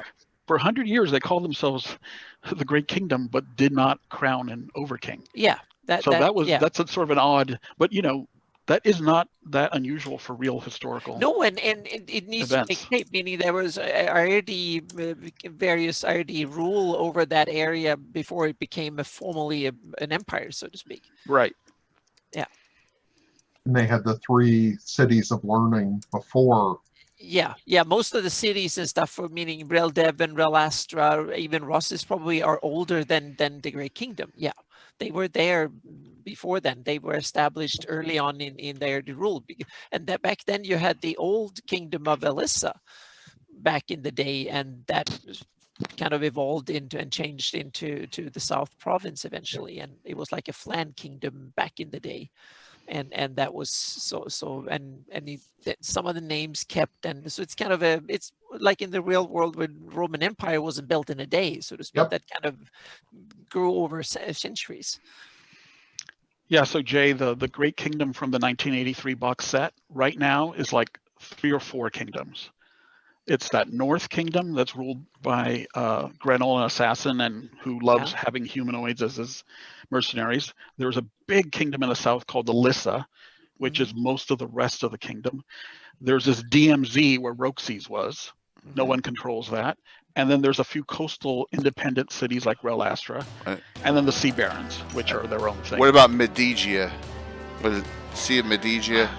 I mean, that should be part of Elissa, but apparently it's been devastated. I mean, yet another, excess by Sargent. So. Yeah, but it was also a little bit different. They had a different role. The Kingdom of Elissa then became the South Province, and it was the Darman lands and run by them. But Medigia was the High Cleric of the Great Kingdom. It was his Holy See. his domain that was part of Rel Astra was the capital. Where all the judges were trained. Yeah, exactly. Yep. So it was like a different role. So and then they didn't come to the aid of Ivid when he needed them. So he kind of lashed out and got angry and pissy. Yeah. Yeah, and it was very clear that Lord Drax of Rel Astra has placed his claim on it. Not that anyone cares, because there's nothing there to have, but he wanted it known after people start cleaning it up. So right now there's nothing going on there. It's a ruined land. Yeah, and it's kind of interesting because Rel Astra is the part that got away scot-free almost, meaning it was not attacked. It's sitting by the coast. It has one of the best positions in what used to be that and maybe Karlstrand and in the west. It's surrounded by the Grandwood and that swamp. The heath. Yeah. Mm-hmm. So it's kind of isolated. Reminds me of Byzantium. Reminds me of Constantinople all those years, right? Kind of, when the West Roman Empire fell apart and then the East persisted for a long time. Yeah. So who ever ran something in Rel Astra? I haven't done it in Rel Astra. No? I've been fairly close, but I haven't been all the way. Anyone online do anything in Rel Astra? Speak up, please. Oslick. So we have a guy on Cannon Fire named Boslick. He has done some of the most amazing maps. BOSLOK, right? Yeah. Yes. Mm-hmm. Oh, yeah, he's in the chat too. He's in the Discord, correct? Cool. Yeah. So amazing. Let me see if I can find the link. Well, I know what Gary's referring to, but before I ran into Boslick's work, I was close to doing a Rel Astra campaign, because I had done the city of Greyhawk many times. So I thought, well, this is an urban area. I'll do that too. So I made this huge map of the city. Oh, nice. Oh, my gosh. On 4 pieces of graph paper. And then you taped it together. Yeah. I know you can't see any detail there, but that's how big it is. It's like City State of the Invincible Overlord big. And I called it the City of Rogues. And my plan was to have it be a city where there was more than one Thieves Guild. Oh, I love those kind of cities. Battling gangs and stuff like that. All right, so we got Rel Astra maps. Gary has linked them. Please. Nice. Wow. Look at this stuff. Yep. Holy schmolies. Oh, and this is much better. This is his webpage too. So I'm bookmark that, everyone. That is awesome. I was just going to ask, are there really detailed maps out there? And this is as detailed as it gets. Holy jeez. Yep. Fantastic. Does he have the city completely worked up too? Or is that... Yeah, it's very... He's working on some details, but he has all the quarters and all the main thoroughfares and everything noted on that map. It's very accurate to the description in the LGG. I think he'd come on in the future and we do a Rel Astra we should specific show. I mean, that we would could be, definitely ask. All right. Sounds good. Look at that. How ideas come from other shows. Yeah. Awesome. All right. I want to hear about the Audrey Forrest. Who wants to take that one on? I want to know. I want to know. Yeah. I want to soak in. Here it is. I want to soak this stuff in. So please tell me, someone. I mean, Greyhawk has such great forests. I mean, it's really hard to pick a favorite, but this one has got some amazing stuff in it. I mean, it's huge. First of all, it's got a city deep inside of it in Spa, one of the most interesting cities I think in the entire setting, and it's got the Harp River running through it, and that goes all the way to Bone March. On one side of it, you have the North Kingdom and its evil provinces, and you have a Death Knight living in the Audrey Forest. You have an elven lost city in there. You have on the western side, you have a lot of good populations who are defending themselves against that evil. Where was Aslan's kingdom or his land? Whose? From Ravenloft, wasn't Aslan? Oh, Azalin the Lich. Wasn't that in? He was from Neural. Yeah, he was Neural, right? Yeah. Right. Yeah. He was from Neural, but he. It's actually on the map. He went into Ravenloft through the mists in the Audrey. So right above the U, I think it says Azalin right there. If you look, I think that's there's like there's a module somebody put out called the Tower of Vaseline. Now, he appears first in the module Ravenloft 2. And that's the first time I've ever seen him. And then I'm assuming the storyline got developed after that module. Well, he has a whole novel devoted to him. Right, but Ravenloft 2 is early, right after Ravenloft. What's that, 87, 88? I don't think he's that early. And I think then they developed the storyline after the fact. Because I remember, I was like, who's this Lich in here that's working with the Second Strahd, which had nothing to do, Ravenloft 2 had nothing to do with Ravenloft 1. So... but just wow! There's Pearl Sea of Almar. Was that part of the Great Kingdom? Was that a tributary? Yes. Yeah. Okay. I think it's fewer nations that were never part of the Great Kingdom than were. So. Oh yeah, the Great Kingdom used to border the Baklunish. Yeah, you have the Sheldamar Valley and the show that again, Dale. Were the only. Please. I was just saying this was the novel about Aztlan, and it's got a whole section called Oer that's devoted to his time in Norway. Beautiful. Awesome. So all right, so Almar is really just its own. It's just its own country now. It's not part of the disintegrated Great Kingdom. Is my question. Well, it kind of disappeared. They became independent, I think, roughly the same time when Nyrond rebellion. They became a border, a buffer state between Nyrond and what left of Aren't the they Great the Kingdom. Former Holy See of the Great Kingdom? Or am I No, just that was imagining Medigia. But so well, yeah, but I mean before Hextorians. That might be. Yeah, that might be. Yeah. So they became the buffer state. Yeah, after Nyrond. Before the Hextorians were the Zilchans. The followers of Zilchus, and then before that was the Pale. Okay. So the Pale, when they got deposed, is why they went to go found their own nation. Mm-hmm.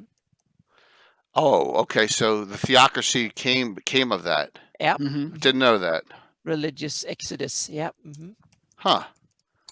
Very interesting. Kind of like Puritans. Yeah. One way you can understand the Great Kingdom is to think that in 200 common year, when it was as big as the entire Flannis, that's when it kind of sorted itself out, so that a lot of the good people ended up in the west, in Furiandi and Nyrond, and so that's sort of left the Heartlands a little more neutral and evil, because all the paladins went west. Yeah. That Yeah, makes a lot of sense. they've even got it in the Marklands where they're complaining about basically the good brain drain. All Yep. the good people are heading for the Yep. Ernst lands and Greyhawk, Mhm. and they're just being left with, you know, The their evil bureaucrats neighbor. and the greedy cowards that didn't want to do Wow. anything. Yeah, yeah. And Almor was the kind of sacrifice. It was the realm that got crushed when the Grey Kingdom fell apart, so to speak, because they got to bear the brunt of the fighting happened with Duke Sephrin and stuff. He kind of tore up and killed as much as he could get away with, and he was one of the most evil bastards in the whole. There was a lot of competition of who is being the worst evil mayhem. Too much competition. But Duke Sephrin is up there among the top, so to speak. He Certainly unleashed wasn't my hell. game. Okay, yeah. So he unleashed it, and then Gary, I think you saved my future campaign by making him go back to Rossi's and try to grab the throne. That's actually Eric Mona. But yeah. Thank you. Oh. Yep, awesome. I have to thank Eric for that. That was the masterstroke. That was the one I waited for, and it was like, yes. I have an Eric Mona update, which I will give you during announcements. Yeah. So as well, that's pretty cool. All right, so Now a cast regular. what's that? I said he's now a cast regular. Eric? Yeah. Well, he's with Len, the one-two puncher. So just someone explain to me why the Medesia and why it got slaughtered off, just completely wiped off the face of the map. They were supposed to help Ivid when he were in trouble, because he was the holy censor and the highest religious leader in the country, in the empire, and he was supposed to help Ivid. And when Ivid was in trouble and called out, he didn't. So then Ivid saw that as one of the kind of worst betrayals ever, and he went down there to simply clean house and kill them off, everyone that was cowards and didn't come to his help. It's suggested that it's a very decadent land that didn't really have many soldiery. Its knights were really like, they just bought their knighthoods. I guess it's like a large version of the Vatican in a way, or something. Yeah. It was basically, I think now that you've said the Vatican, didn't the Pope of Fultus declare Ivid a heretic, and that's when he went down and cleaned house? Yeah, maybe. Yeah, it was. Yeah, there was. They were supposed to be the helpers, and they didn't do anything. And if they did something, they did the complete wrong. At least according to Ivid, I guess. Yeah. Because it's pretty barren on this map, even back in the 576 map. I mean, there is very little detail. There's supposed to be way more. I've added some more on my campaign map, but there's not that much. Okay. Yeah, it never had a living Greyhawk development, so it doesn't have any smaller towns and villages. Mm-hmm. Okay. Yeah. Very interesting. That was the Patriarch of Fultus and Roxas, Amastus Carcosa, pronounced heresy on Ivid. Well, that was a death wish. Yeah, exactly. In Roxas, no less. Openly called him insane and allied with fiends, and he called on servants of all non-evil powers to ally and stop him. Yeah, and that didn't go over too well. Well, he went straight to the seven heavens. Yeah. Crazy. Okay, there, Dale. What else? What other great tidbits do you have for us? I'm assuming you have some really good stuff you're holding out on. So we've got our super good level 30 first edition or second edition Bard, Gwyzdian of the Cranes in the Lone Heap that we've talked about, but we've also got another evil. We've got a evil Bard, really? A level 19 Bard named Night Song. Who lives near Delaric, and it's hinted that he is fairly old as well. It's like he appears between 50 and 75, but he's causing trouble and blackmailing people, and he's got a fortress mansion outside of Delaric, and the Lord of Delaric is afraid to do anything to him. So he's an interesting character. So he's not a Magnum alumni, but he's close. He's close. I ran a lot of war stuff in the Great Kingdom, but now you just telling about those NPCs makes me wonder if Carl was setting it up on the ground level adventuring as a high level Oh yeah. setting. Oh, definitely, yeah. Sounds like it. So, Jay, do you remember a artifact from or relic from first edition called the Mask of Joy D? Oh yeah, Jody's mask, absolutely. Yeah. So it looks like Sargent took that and he sort of crafted this little legend around her. He said basically that she was like an ancient Oridian figure that, you know, had received this mask and had kind of saved the people from some villainy and sort of led them east. And the idea was that whatever godhood she achieved or whatever, she somehow left behind a legacy where some people were kind of touched by her power and became almost like special people throughout history. And so you hear this concept a lot in Ivid the Undying of children of Joy D, people who have special powers by birth, essentially. So a lot of these NPCs that he created ended up being named these individuals. And it could be of any alignment. Yeah, it didn't seem that they were all good, but they tended to be. Okay. Is that Bard one? The Bard, the high level I believe Bard? he was, and so was the first Over Queen. Okay. The only Over Yeah, Queen, if I right, remember. The only correctly. Over Queen. Yeah, I think so. Yeah, I don't think there's been more than one. He was one. And I think that they said Shandor was probably one as well. Basically, if you were a super smart person who worked for the Wheel of All, Carl made you a child of Joyity. he hit you with the mitre of your good. It almost. Oh, sorry. No, it's okay. I was just going to say it almost, I hate to do this. It sounds Seven Sisters-ish from Forgotten Realms. It is. Okay. It does. But hey, But whatever. they're not all contemporary. No, they're No, not. they're- And they're not certainly an organization. They're not Harpers. No, No. they're loose individuals with talents that happen to be already. So they're more individualists over an organization, which is kind of cool. I mean, you know, but I mean, it's somewhat following in the tradition of the quasi-deities. Yeah, and this was over time as well. These weren't like a whole bunch of people all at the same time. This was like scattered over the centuries. These few people, you know. Yeah, maybe one would arise in every generation. 30th level Bard, you say? 30th level Bard. That's so I would argue then Heward's got to be in that realm then, if you revise it. Yeah, that Why not? Yeah. And there are more arch wizards than you can throw whatever at, so to speak. Oh yeah. It's there's so many. There's like Karuk and Cyan or whatever you have pronounced it. They're court wizards that are like 18 to 20 level wizards, and several others who are between 15 and 20. I think so even the Undying himself is a high level wizard. Oh, exactly. Yeah. So there's like at least like 10 or so wizards that are 15 Didn't plus like the level. Ivids, like Ivid the First, he was like a really badass wizard, and then kind of go down. Yeah, they kind of went crazier and crazier, and they became less and less competent in each generation. Yeah. David put a good quote out there right from page 7 of Ivid the Undying about them being loners and stuff. So, yeah, very interesting. Yeah. So then Seeker put out about secret societies. Well, I linked what's going on next week. Secret societies of Greyhawk. the timing on that is you guys like read our minds almost. So it's pretty cool. So we've got the Secret Society of Midnight Darkness, the Nerol cult that's going around, also killing off all the good people in Iridi. Mm-hmm. So is the Nerol cult fighting the Hextorians too? They're not friends. I They're hope so. kind of. I'm just curious.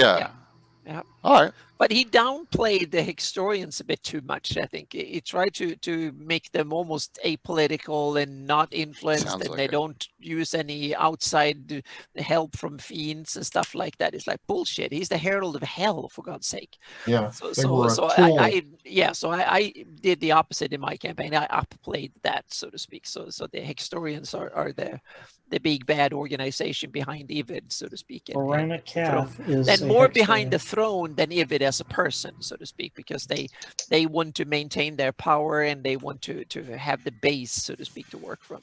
The Hextorians are responsible for the Animus. Exactly. Yeah. Mm-hmm.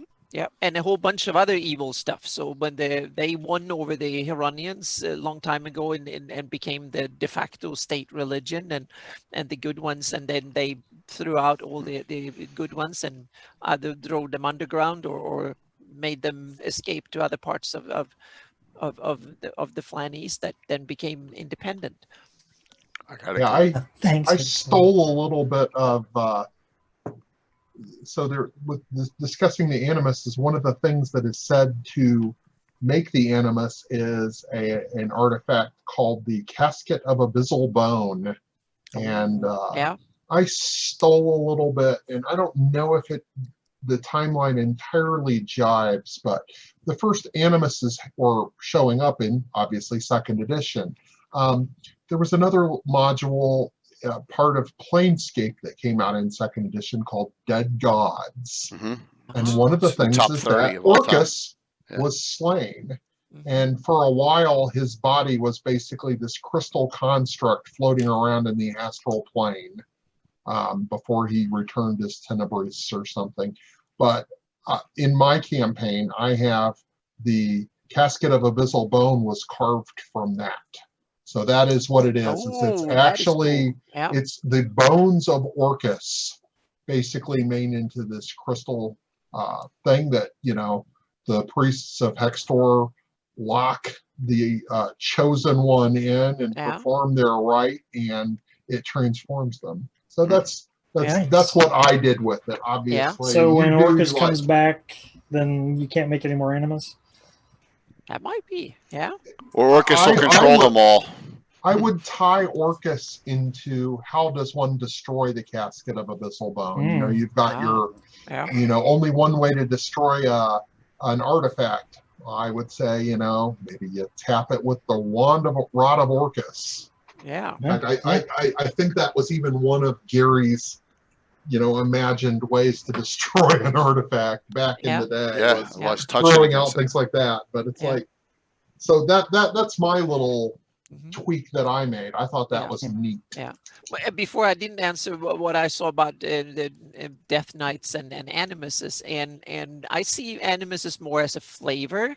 It's not so much game mechanics and stuff. It's more flavor and adds character to a character, so to speak. Death Knights is more like they have much more mechanical input, and it's much more of a power play.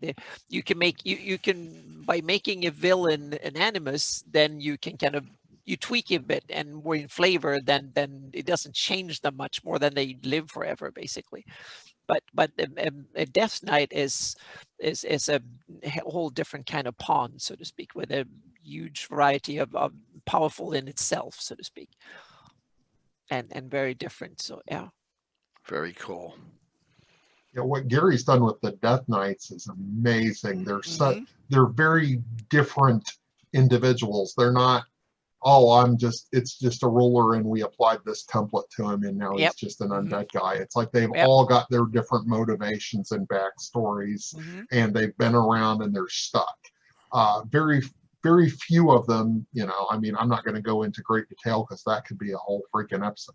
Very few of these guys have political desires, so we've got them in their little holds just kind of here and there and everywhere, and they're wonderful. If you can read up on those articles that Gary's put out in the Dragon magazine, his stuff in the Over Journal, those guys are amazing to work with. And Gary, thank you for that contribution. Yep, and with Earth Journal 34 coming out a store near you. Tease it up, Gary. Tease it up. Oh my. 6,000 more words. Wow. Yep. I saw it.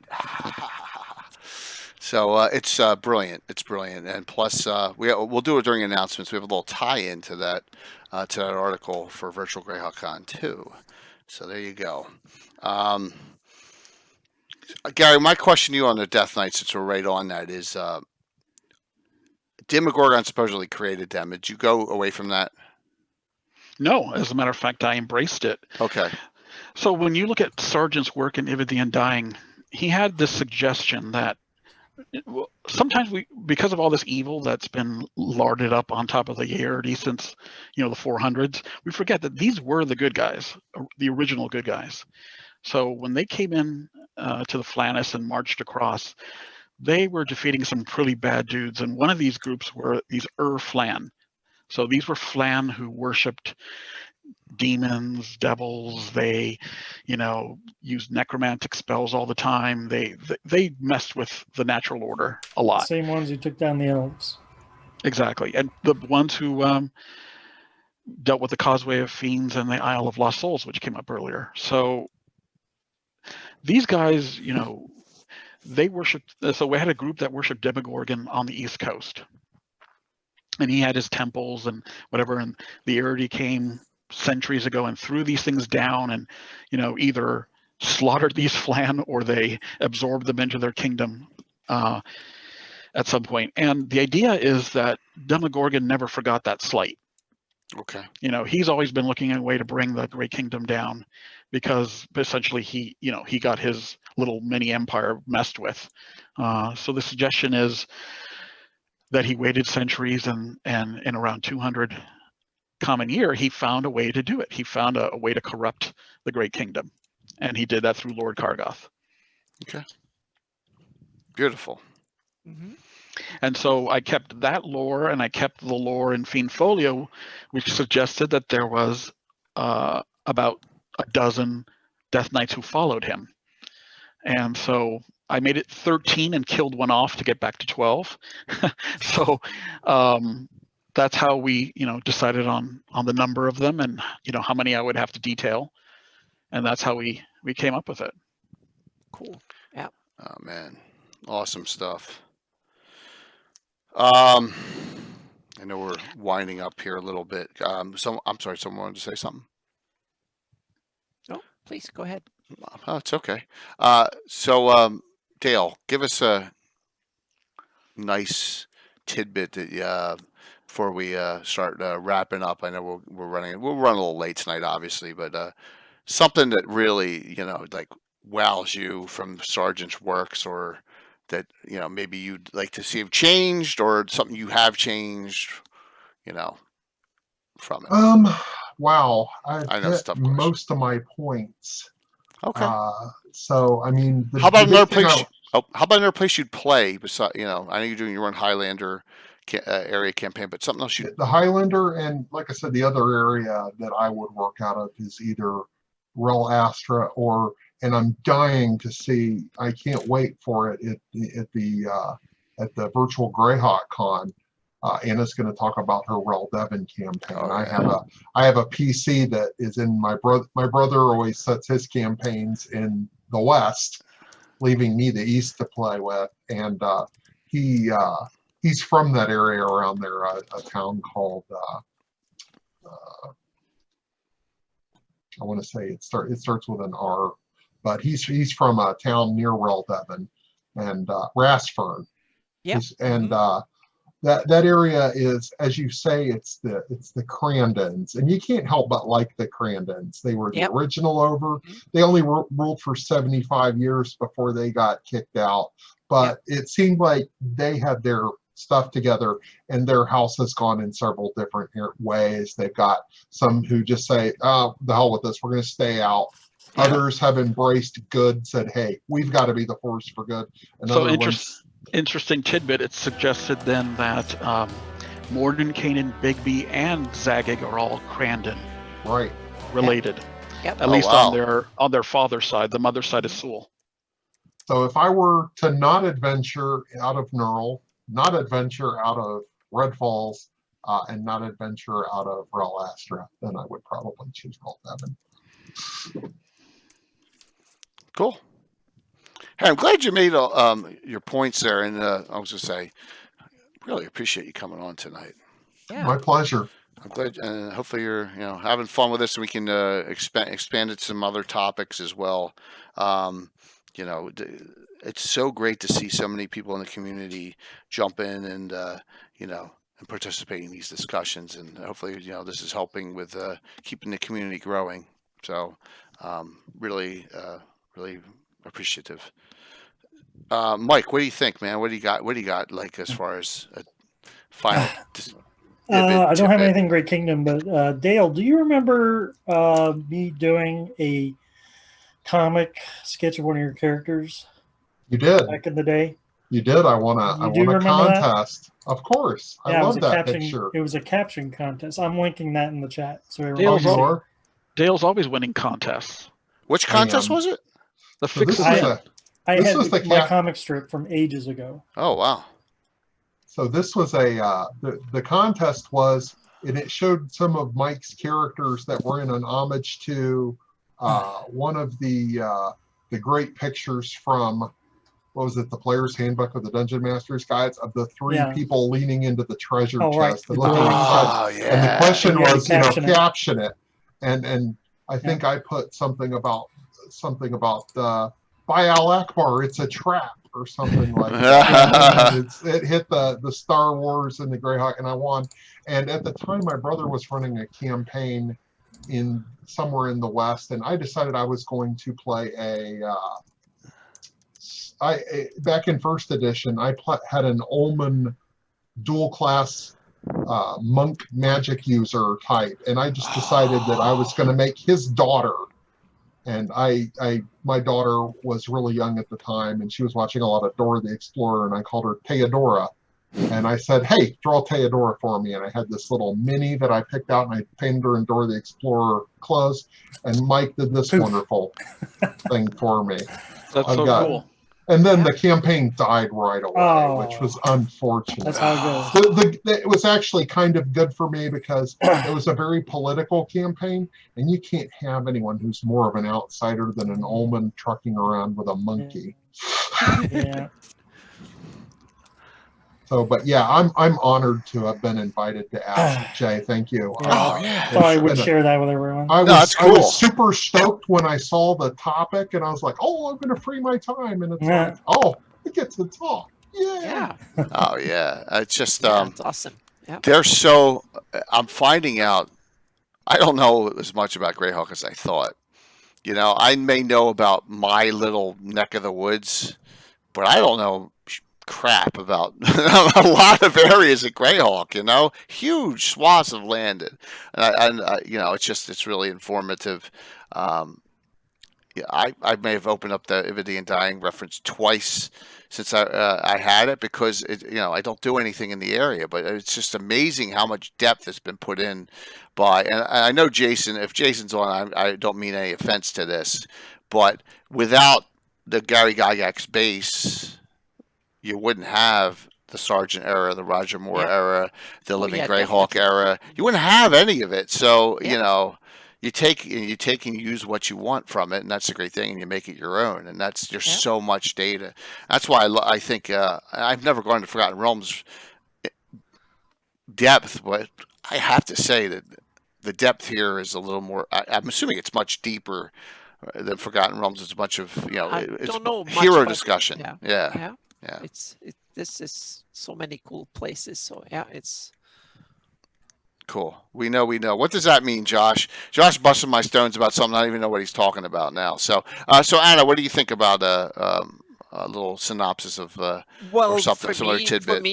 For me, it must be Rel Devon. That's the area that when I started mapping this like 10, 12 years ago, just when I moved to California, and I realized I needed to start. And I picked Rel Devon because it's one of these areas that has a little bit of good in it, and it's also a neat area that basically has everything from vampires and evil woods to paladins to the good guys, the in between, and the evil ones, all in one little package. You only need to go 50 miles or 100 maybe, but 20, 30, 40 miles, and you can do basically everything.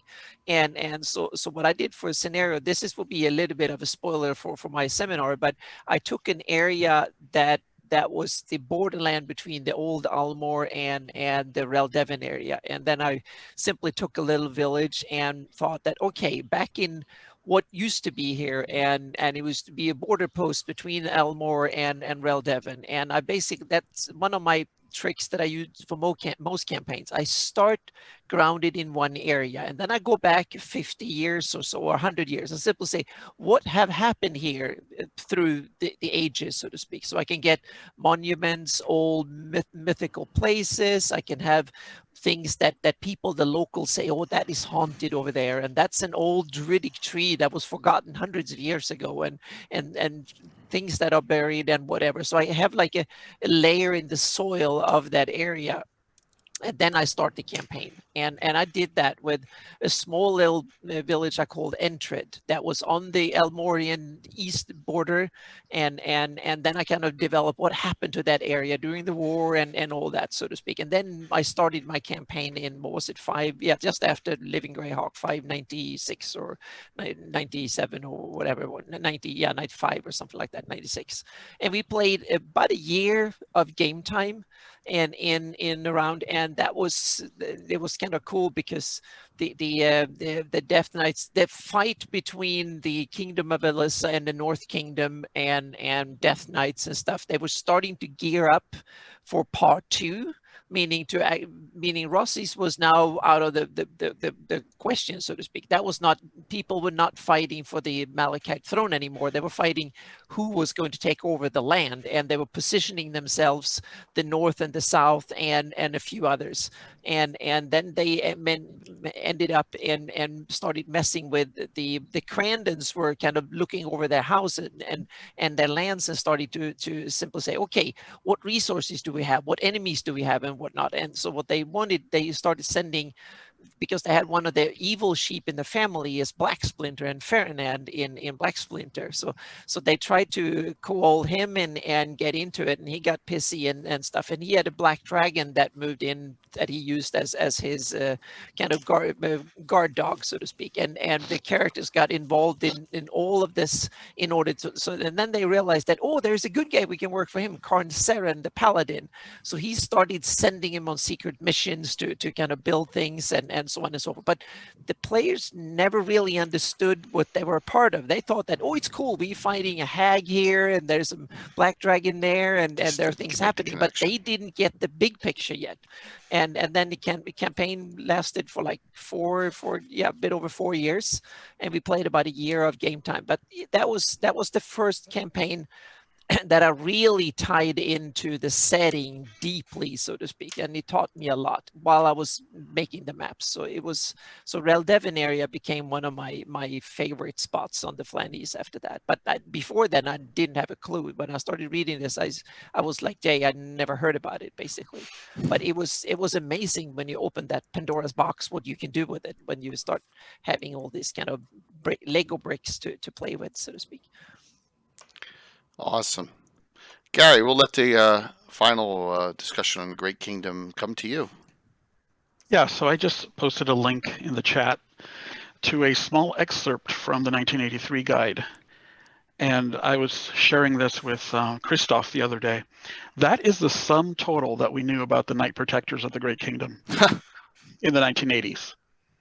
So everything else you know, that one line is scaffolding I built on top of that. So I think the lesson you can take from that is that there's so many hooks and ideas and places and people in the Great Kingdom that you don't even have to take in the whole thing. Just find a little thing that you love and build it up and make it your own. And you know what?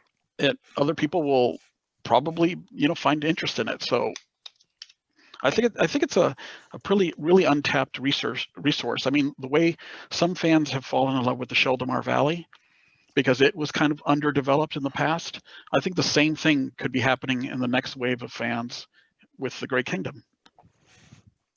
And you can play any time frame. Exactly. You don't have to play. You don't have to play post Living Greyhawk. You can play 576. You can play during the wars. A lot of options. And it wouldn't be a stretch to put your tieflings there. No, that is true. Yeah, that is absolutely true. For 5th edition, definitely. Dragonborn. Well, that's in our story, right? But, yeah. So Dale, is your adventure in post Living Greyhawk? I'm assuming. My last campaign basically ran I think I set it in 598, 599. Right there at the end. That's yeah. where That Yep. seems to be the place we're playing, is kind of on the edge of the end of Living Greyhawk. Okay. I think we've been hesitant to say what neat stuff happens with the new Centennial. I haven't seen anybody say we're starting CY 600. What is Living Greyhawk Reborn doing? What year did they? They're in 600 something. Okay, somebody did it then. Yeah, Right I on. think So am I. they're in early 600. Yeah, you're also past 600. Yeah. Okay, Yeah. good. Yeah. Yep. But Greyhawk Reborn will be on the next time we do a DM's roundtable. They got bumped on Sunday. If we've heard, we all know why. So I had to bump that back 2 weeks, and we'll discuss that in shout-outs. Speaking of shout-outs, Mike, what do you got going on there, man? You got a game Sunday? Probably not. You better cancel it for Sunday's interview, huh? There we go. That's what I got going All right. on. Really nothing. Yeah. I'm sorry to hear that, man. Well, I might have something in the next Worth Draw. I didn't make the cut for the current one. In But time? Maybe Okay. maybe next time. For 35? Yeah. We on 35 or this is 34? This one, right? This one's 34? 34 is coming out. Yeah. Okay. So I'm shooting for 35 then. Can you tease the topic? Sewell history. Oh, cool. Ooh. Nice. That sounds good.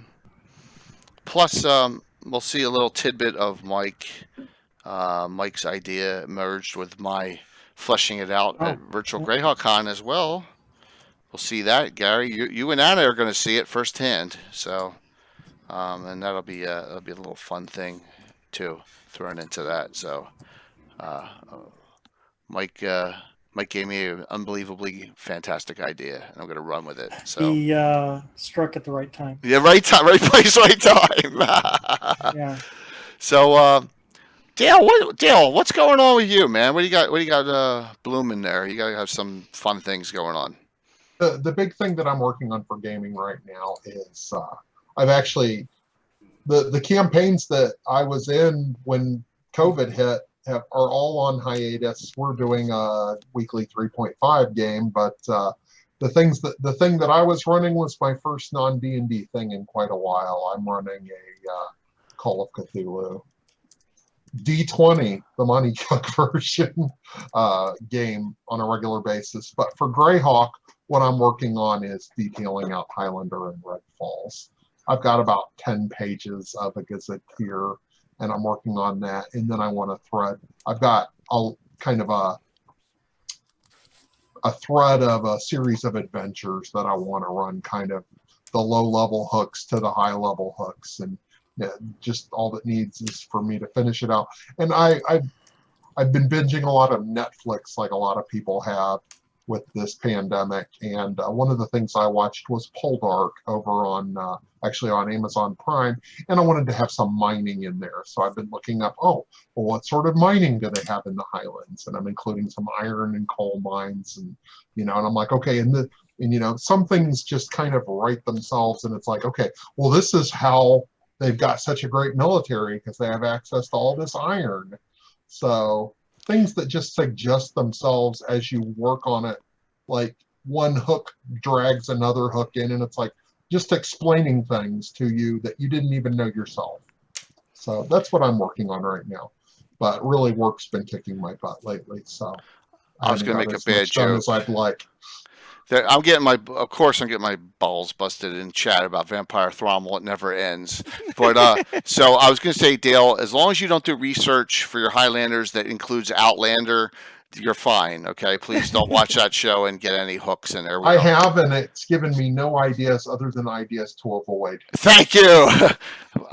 Everyone loves that show. Like, what the? I haven't seen it. Oh, kind of avoid it. Yeah. Oh my God.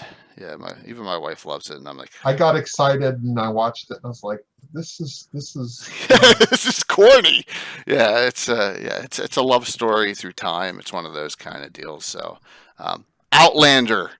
Oh, I don't even know why I said if I say it a third time, I turn into Beetlejuice. So I'm not going to say it. So there you go. But Dale, thank you, man. Awesome. All right, Anna. I know you're busy as hell. Well, yeah, we have a few catastrophes going on real world as well. So Yeah. we have fires and 117 degrees the other day, and smoke everywhere, so you can't really go out. And so there's a few real world catastrophes too.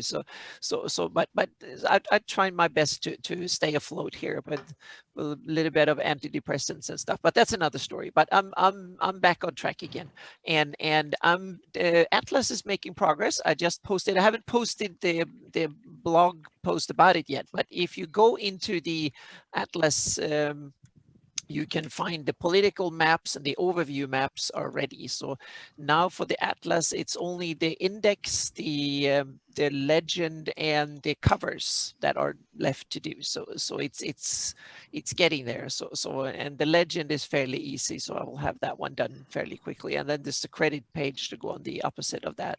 And then it's the index, and the index is all the stuff is there. I just need to format it for in Illustrator and Photoshop, so it looks pretty. All the data is there. So we have, thanks to again to Duane Costa, who done an amazing job at getting all the index. He has looked at every piece of the map and put it all down, and then with some Python programming and stuff to weed out the ugly bits, so to speak. And then we have sat down and discussed what we need to put duplicates of, meaning the barony of something and the kingdom of something, and so on and so forth.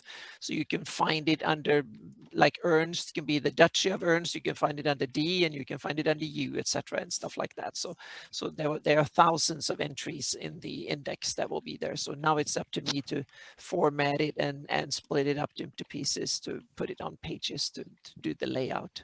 So it's getting there. So it's getting closer to being done. Very exciting as the time is after this weekend. We're only 3 weeks away. Yeah, from I know that. It's That's coming. why it needs to. Yeah, it needs to be done, because I have a bunch of other stuff I want to do before the Greyhawk Hunt too. So yeah. Yeah.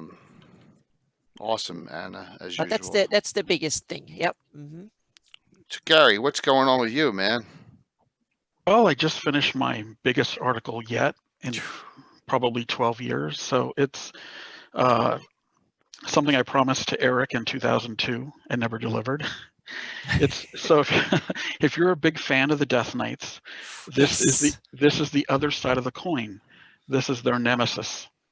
So I'm writing up a god named Saint Benedor, a prisoner of Castle Greyhawk, and you will probably learn more about this NPC than you have learned about any NPC in Greyhawk history. So no more spoilers. Awesome. I'll just say it's brilliant. Mm-hmm. It's brilliant. So no, nothing else. That's it. Wow. Well, I mean, so in the process of doing this, I'm sort of stretching out my ability to write longer and longer. So I may convince myself to write, maybe the individual histories of the Death Knights or other projects in the future. So we'll see. But I'm also working on some cleanup on Cannon Fire. So I want to get, Jay, I want to get your announcements to automatically slide in there. Oh, that would be awesome. So that we don't have to do this manually. It'll just automatically be up there. That'd be good. And yeah. You mean Discord or your website? Either or. Yeah, Discord, you mean? Well, right? yeah. So we could do it a few different ways, but I could create a special page for you where you just upload your image, boom, and it appears in the right place. Okay. Or we can get something that just looks for that code inside the Discord, grabs it, and puts it on the site. Excellent. Hey, that would be much appreciated, because that 1 hour before, normally I'm like all over the place before the show all the time. So yeah, that would be awesome. So to pull from that, Saint Benedor, Gary will play during Virtual Greyhawk Con during the All-Star Game the first ever specialty priest of Saint Benedor. Oh. Okay, which I will be working up for him. So that'll be one of the characters in that, right? Hopefully he doesn't die in the first encounter. So yeah, but we'll have a priest. I'm gonna to make sure it's good. I'm gonna pull from aspects of Pelor and Mayheen, a little Heronius maybe, and just to make sure that we have it fleshed out enough so that. But yeah, so I'm going way ahead. But here's the adventuring party as of now. So we have Angram, a Dwarven fighter, and that's Stephen Chenault's character. we have Anna has Imri, which is her Sylvanelf Ranger mage. Chuck is playing the crazy Fritz Winchester, the thug thief, right? Gary's playing, I guess, human, right? Specialty priest of Benador, human. Yep. Okay.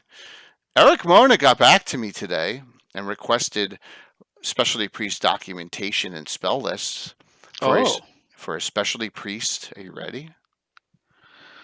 Are we going to have faith debates? Of Ralishaz. What? Oh, what? I thought you said you didn't allow evil.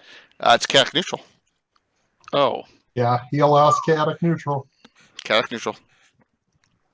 That's what he wanted. I said, "Are you sure, Eric?" I said, "Yeah. I want that. That's what I want." This is so you don't have to justify any decision you take. You can just go with the flow. Yeah. Yes. So, but that unless he makes a change, that's what Eric's going to be playing. And cool. On Sunday we're going to try and let's start doing some shout outs now. I'm going to try and convince Luke to play the Son of Melf. Okay, another multi-class fighter mage, a half elf. That's what I'm going to try and do. So, so if we go to Melf, that's been done there. Let's make a new character up and add it to our Greyhawk canon, so they are our own personal ones, right? So we're trying to get I'm going to ask him to do that, and then we'll have a backup fighter for the group and a backup mage for the group. So we'll see what he says on that. All right. So tomorrow, wow, yeah, you like that idea? It was either that or Felf, female elf, and I didn't want to go with the sister of Melf, right? That's a little corny, so we'll see what he says.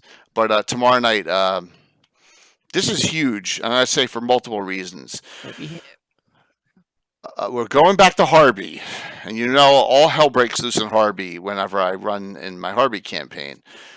Miniature Building Authority also, it's their quarterly $75 for subs, $25 for followers general sign up giveaway tomorrow night. It's big. So if you haven't subbed, you want to sub and get in on this possible winning $75. You like that? Health? No, female elf, Felf. Yeah. Also, I guarantee, I'm not Easter egg anything, I'm being very general. I guarantee a shocking turn of events within the first hour. That's all I'm going to say. All right. So orders within the chaos tomorrow night. This is a multi-weeker. Yeah. So guarantee. Also, I guarantee a special cameo from a character from the group Cannon Fodder. And it won't be Casey's and it won't be Anna's. So you can think about that. Oh, yes. In Harby. Okay. So there you go. That's tomorrow night. That'll be fun. Now the reason we had to push back the DM's roundtable is because out of the blue, after the discussion with Jason Bowman, I got a message from Luke Gygax. I can come on this Sunday coming up. I was like, okay, just had to reschedule everything. So Sunday evening. Now he texted me saying if he gets stuck in the fires and has to work a little late, I said that's okay. We'll just push things back an hour or whatever. Or Anna, Len and I will be on. We'll just talk until you get on. But we're going to have him on Sunday night. Luke Gygax, better. Our great sponsor Troller Gaines will be giving away 4 items just like they did for Jim Ward. The 2 Gaxmore books in hard copy, the hardback book and the Underdark book. Wow. And then, yes, from him, and also a digital copy of each. So we have 4 fantastic giveaways on Sunday, and we'll do 2 for subs and 2 for general sign up. And I'm assuming Luke has a lot that he wants to talk about. He has Autumn Revel the week after Greyhawk Con. Looking forward to that.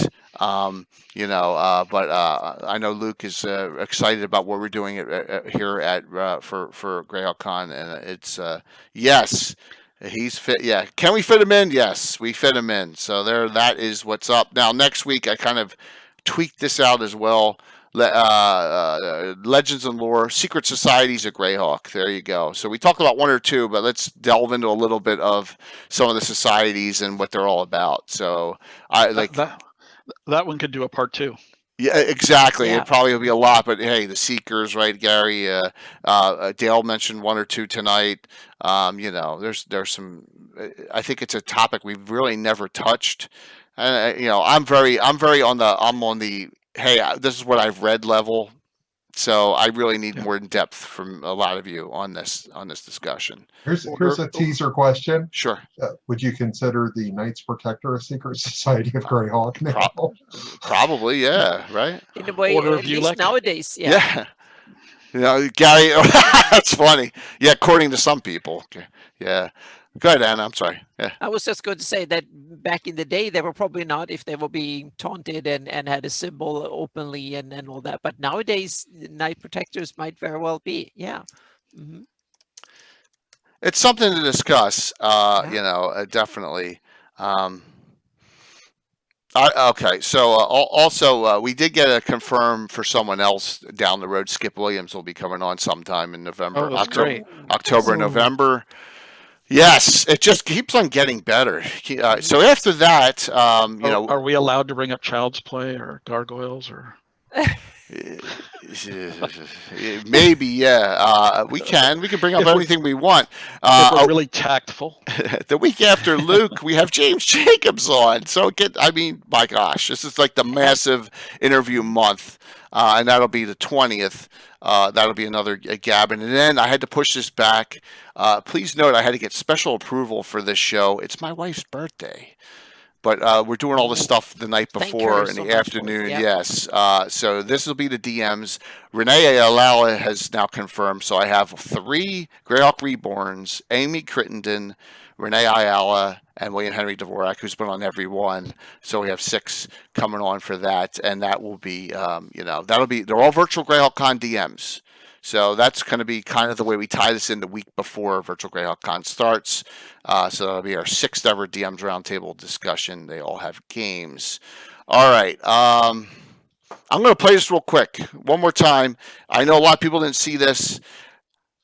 We got a new Greyhawk stream coming, and it starts Virtual Greyhawk Con. Here it is one more time.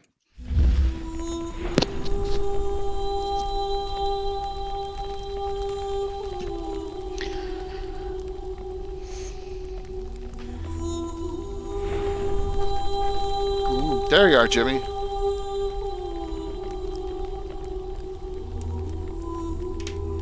I like the map in the background. Yeah.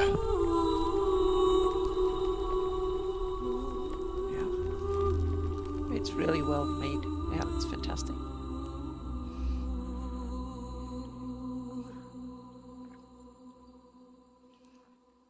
Jimmy, awesome job. Now, a couple things about this stream. It's an all-female cast with Jimmy Duffy DMing. The story is really cool. He's talked to me about what he's doing. It won't affect anyone's canon or anything like that because it's like this is what really happened deal story, which is really neat. So it fits perfectly in. It's all Greyhawk. He's going to do A0 and all the way. He's going to use Carlos Marquesan adventures, the whole deal. So you're going to get, who knows how long this will go on, you know, for, but it's a new Greyhawk stream to add to everyone. It's exciting. And I wanted to shout that out. All right. So now, lastly, Virtual Greyhawk Con. We are down to only 18 events that there are sign-up spots to play in for. That's how much we've had as far as a lot of people signing up, registering, and playing. I'm not talking about the highlight streams. I'm talking about actually signing up and playing in the game. But there's some really great games, and there's some people who need your love out there. So if you're considering playing in something, come on, give it a shot in one of these. Amy's got a game. Chantel's got 2 games. Ray Analia's got 2 games. Cameron Scott Henderson has got 4 open slots in his game. I mean, that's, you know, he's like one of the most in-demand DMs at Gen Con there is. So, you know, there's a lot of that are sold out, but there's a lot of games left. There's still some Greyhawk Reborn games as well.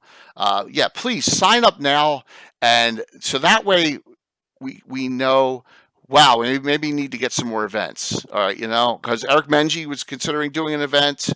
He's on the fence now. So if you're going to sign up and get in there, you know, because we want everyone to feel like they've put in their hard work to DM something, and we want them all to have at least a fair number of a crowd playing. So, but other than that, I'm ecstatic about what's going on with it. Should have a real fun time.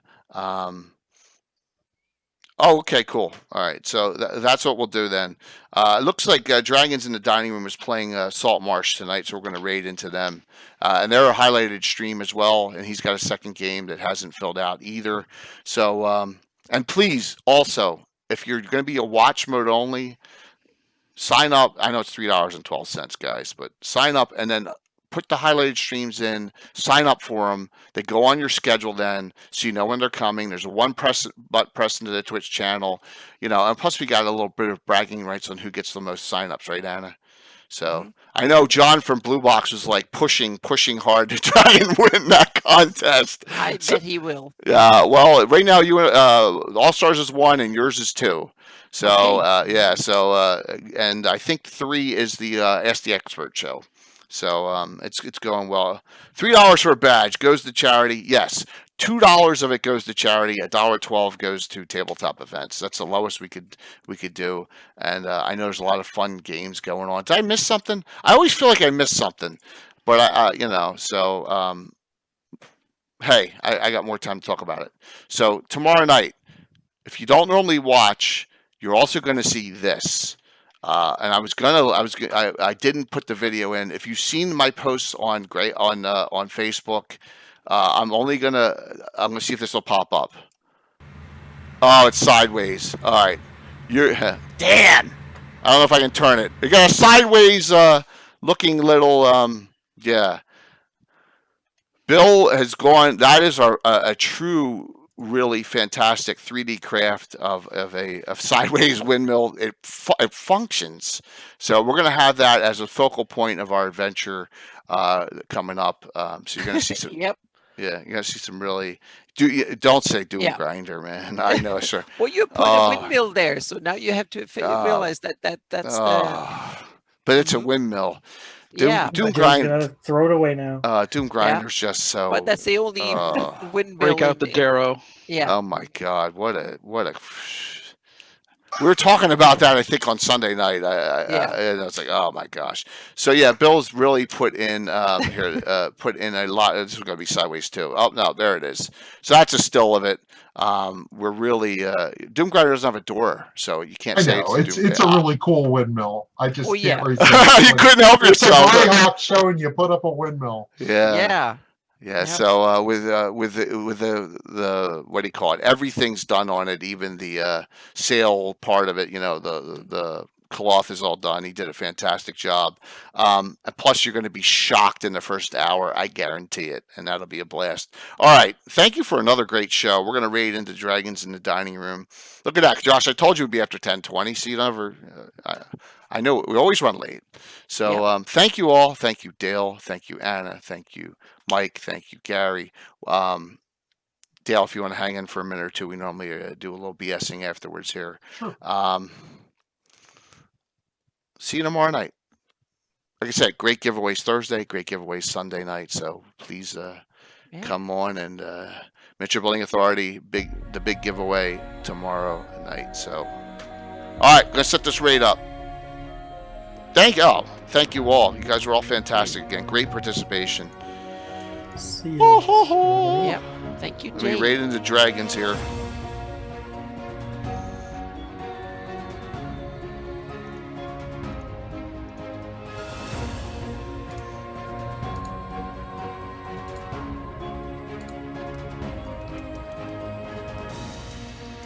You can pop it up there. All right, sounds good. 10 seconds.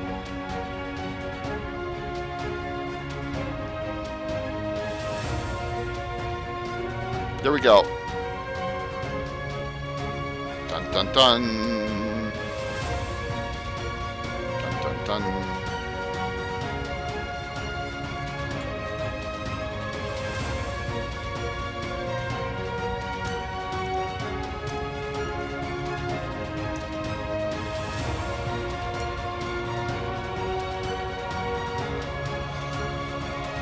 So that was cool. That was a great discussion. Yeah. I learned a lot. I mean, a lot. I didn't even know about the Highlander castles. That's how. I mean, wow. The storylines you can do from up there. It just sounds pretty awesome, man. It really does. Yeah, I didn't even cover one of the neat things about them.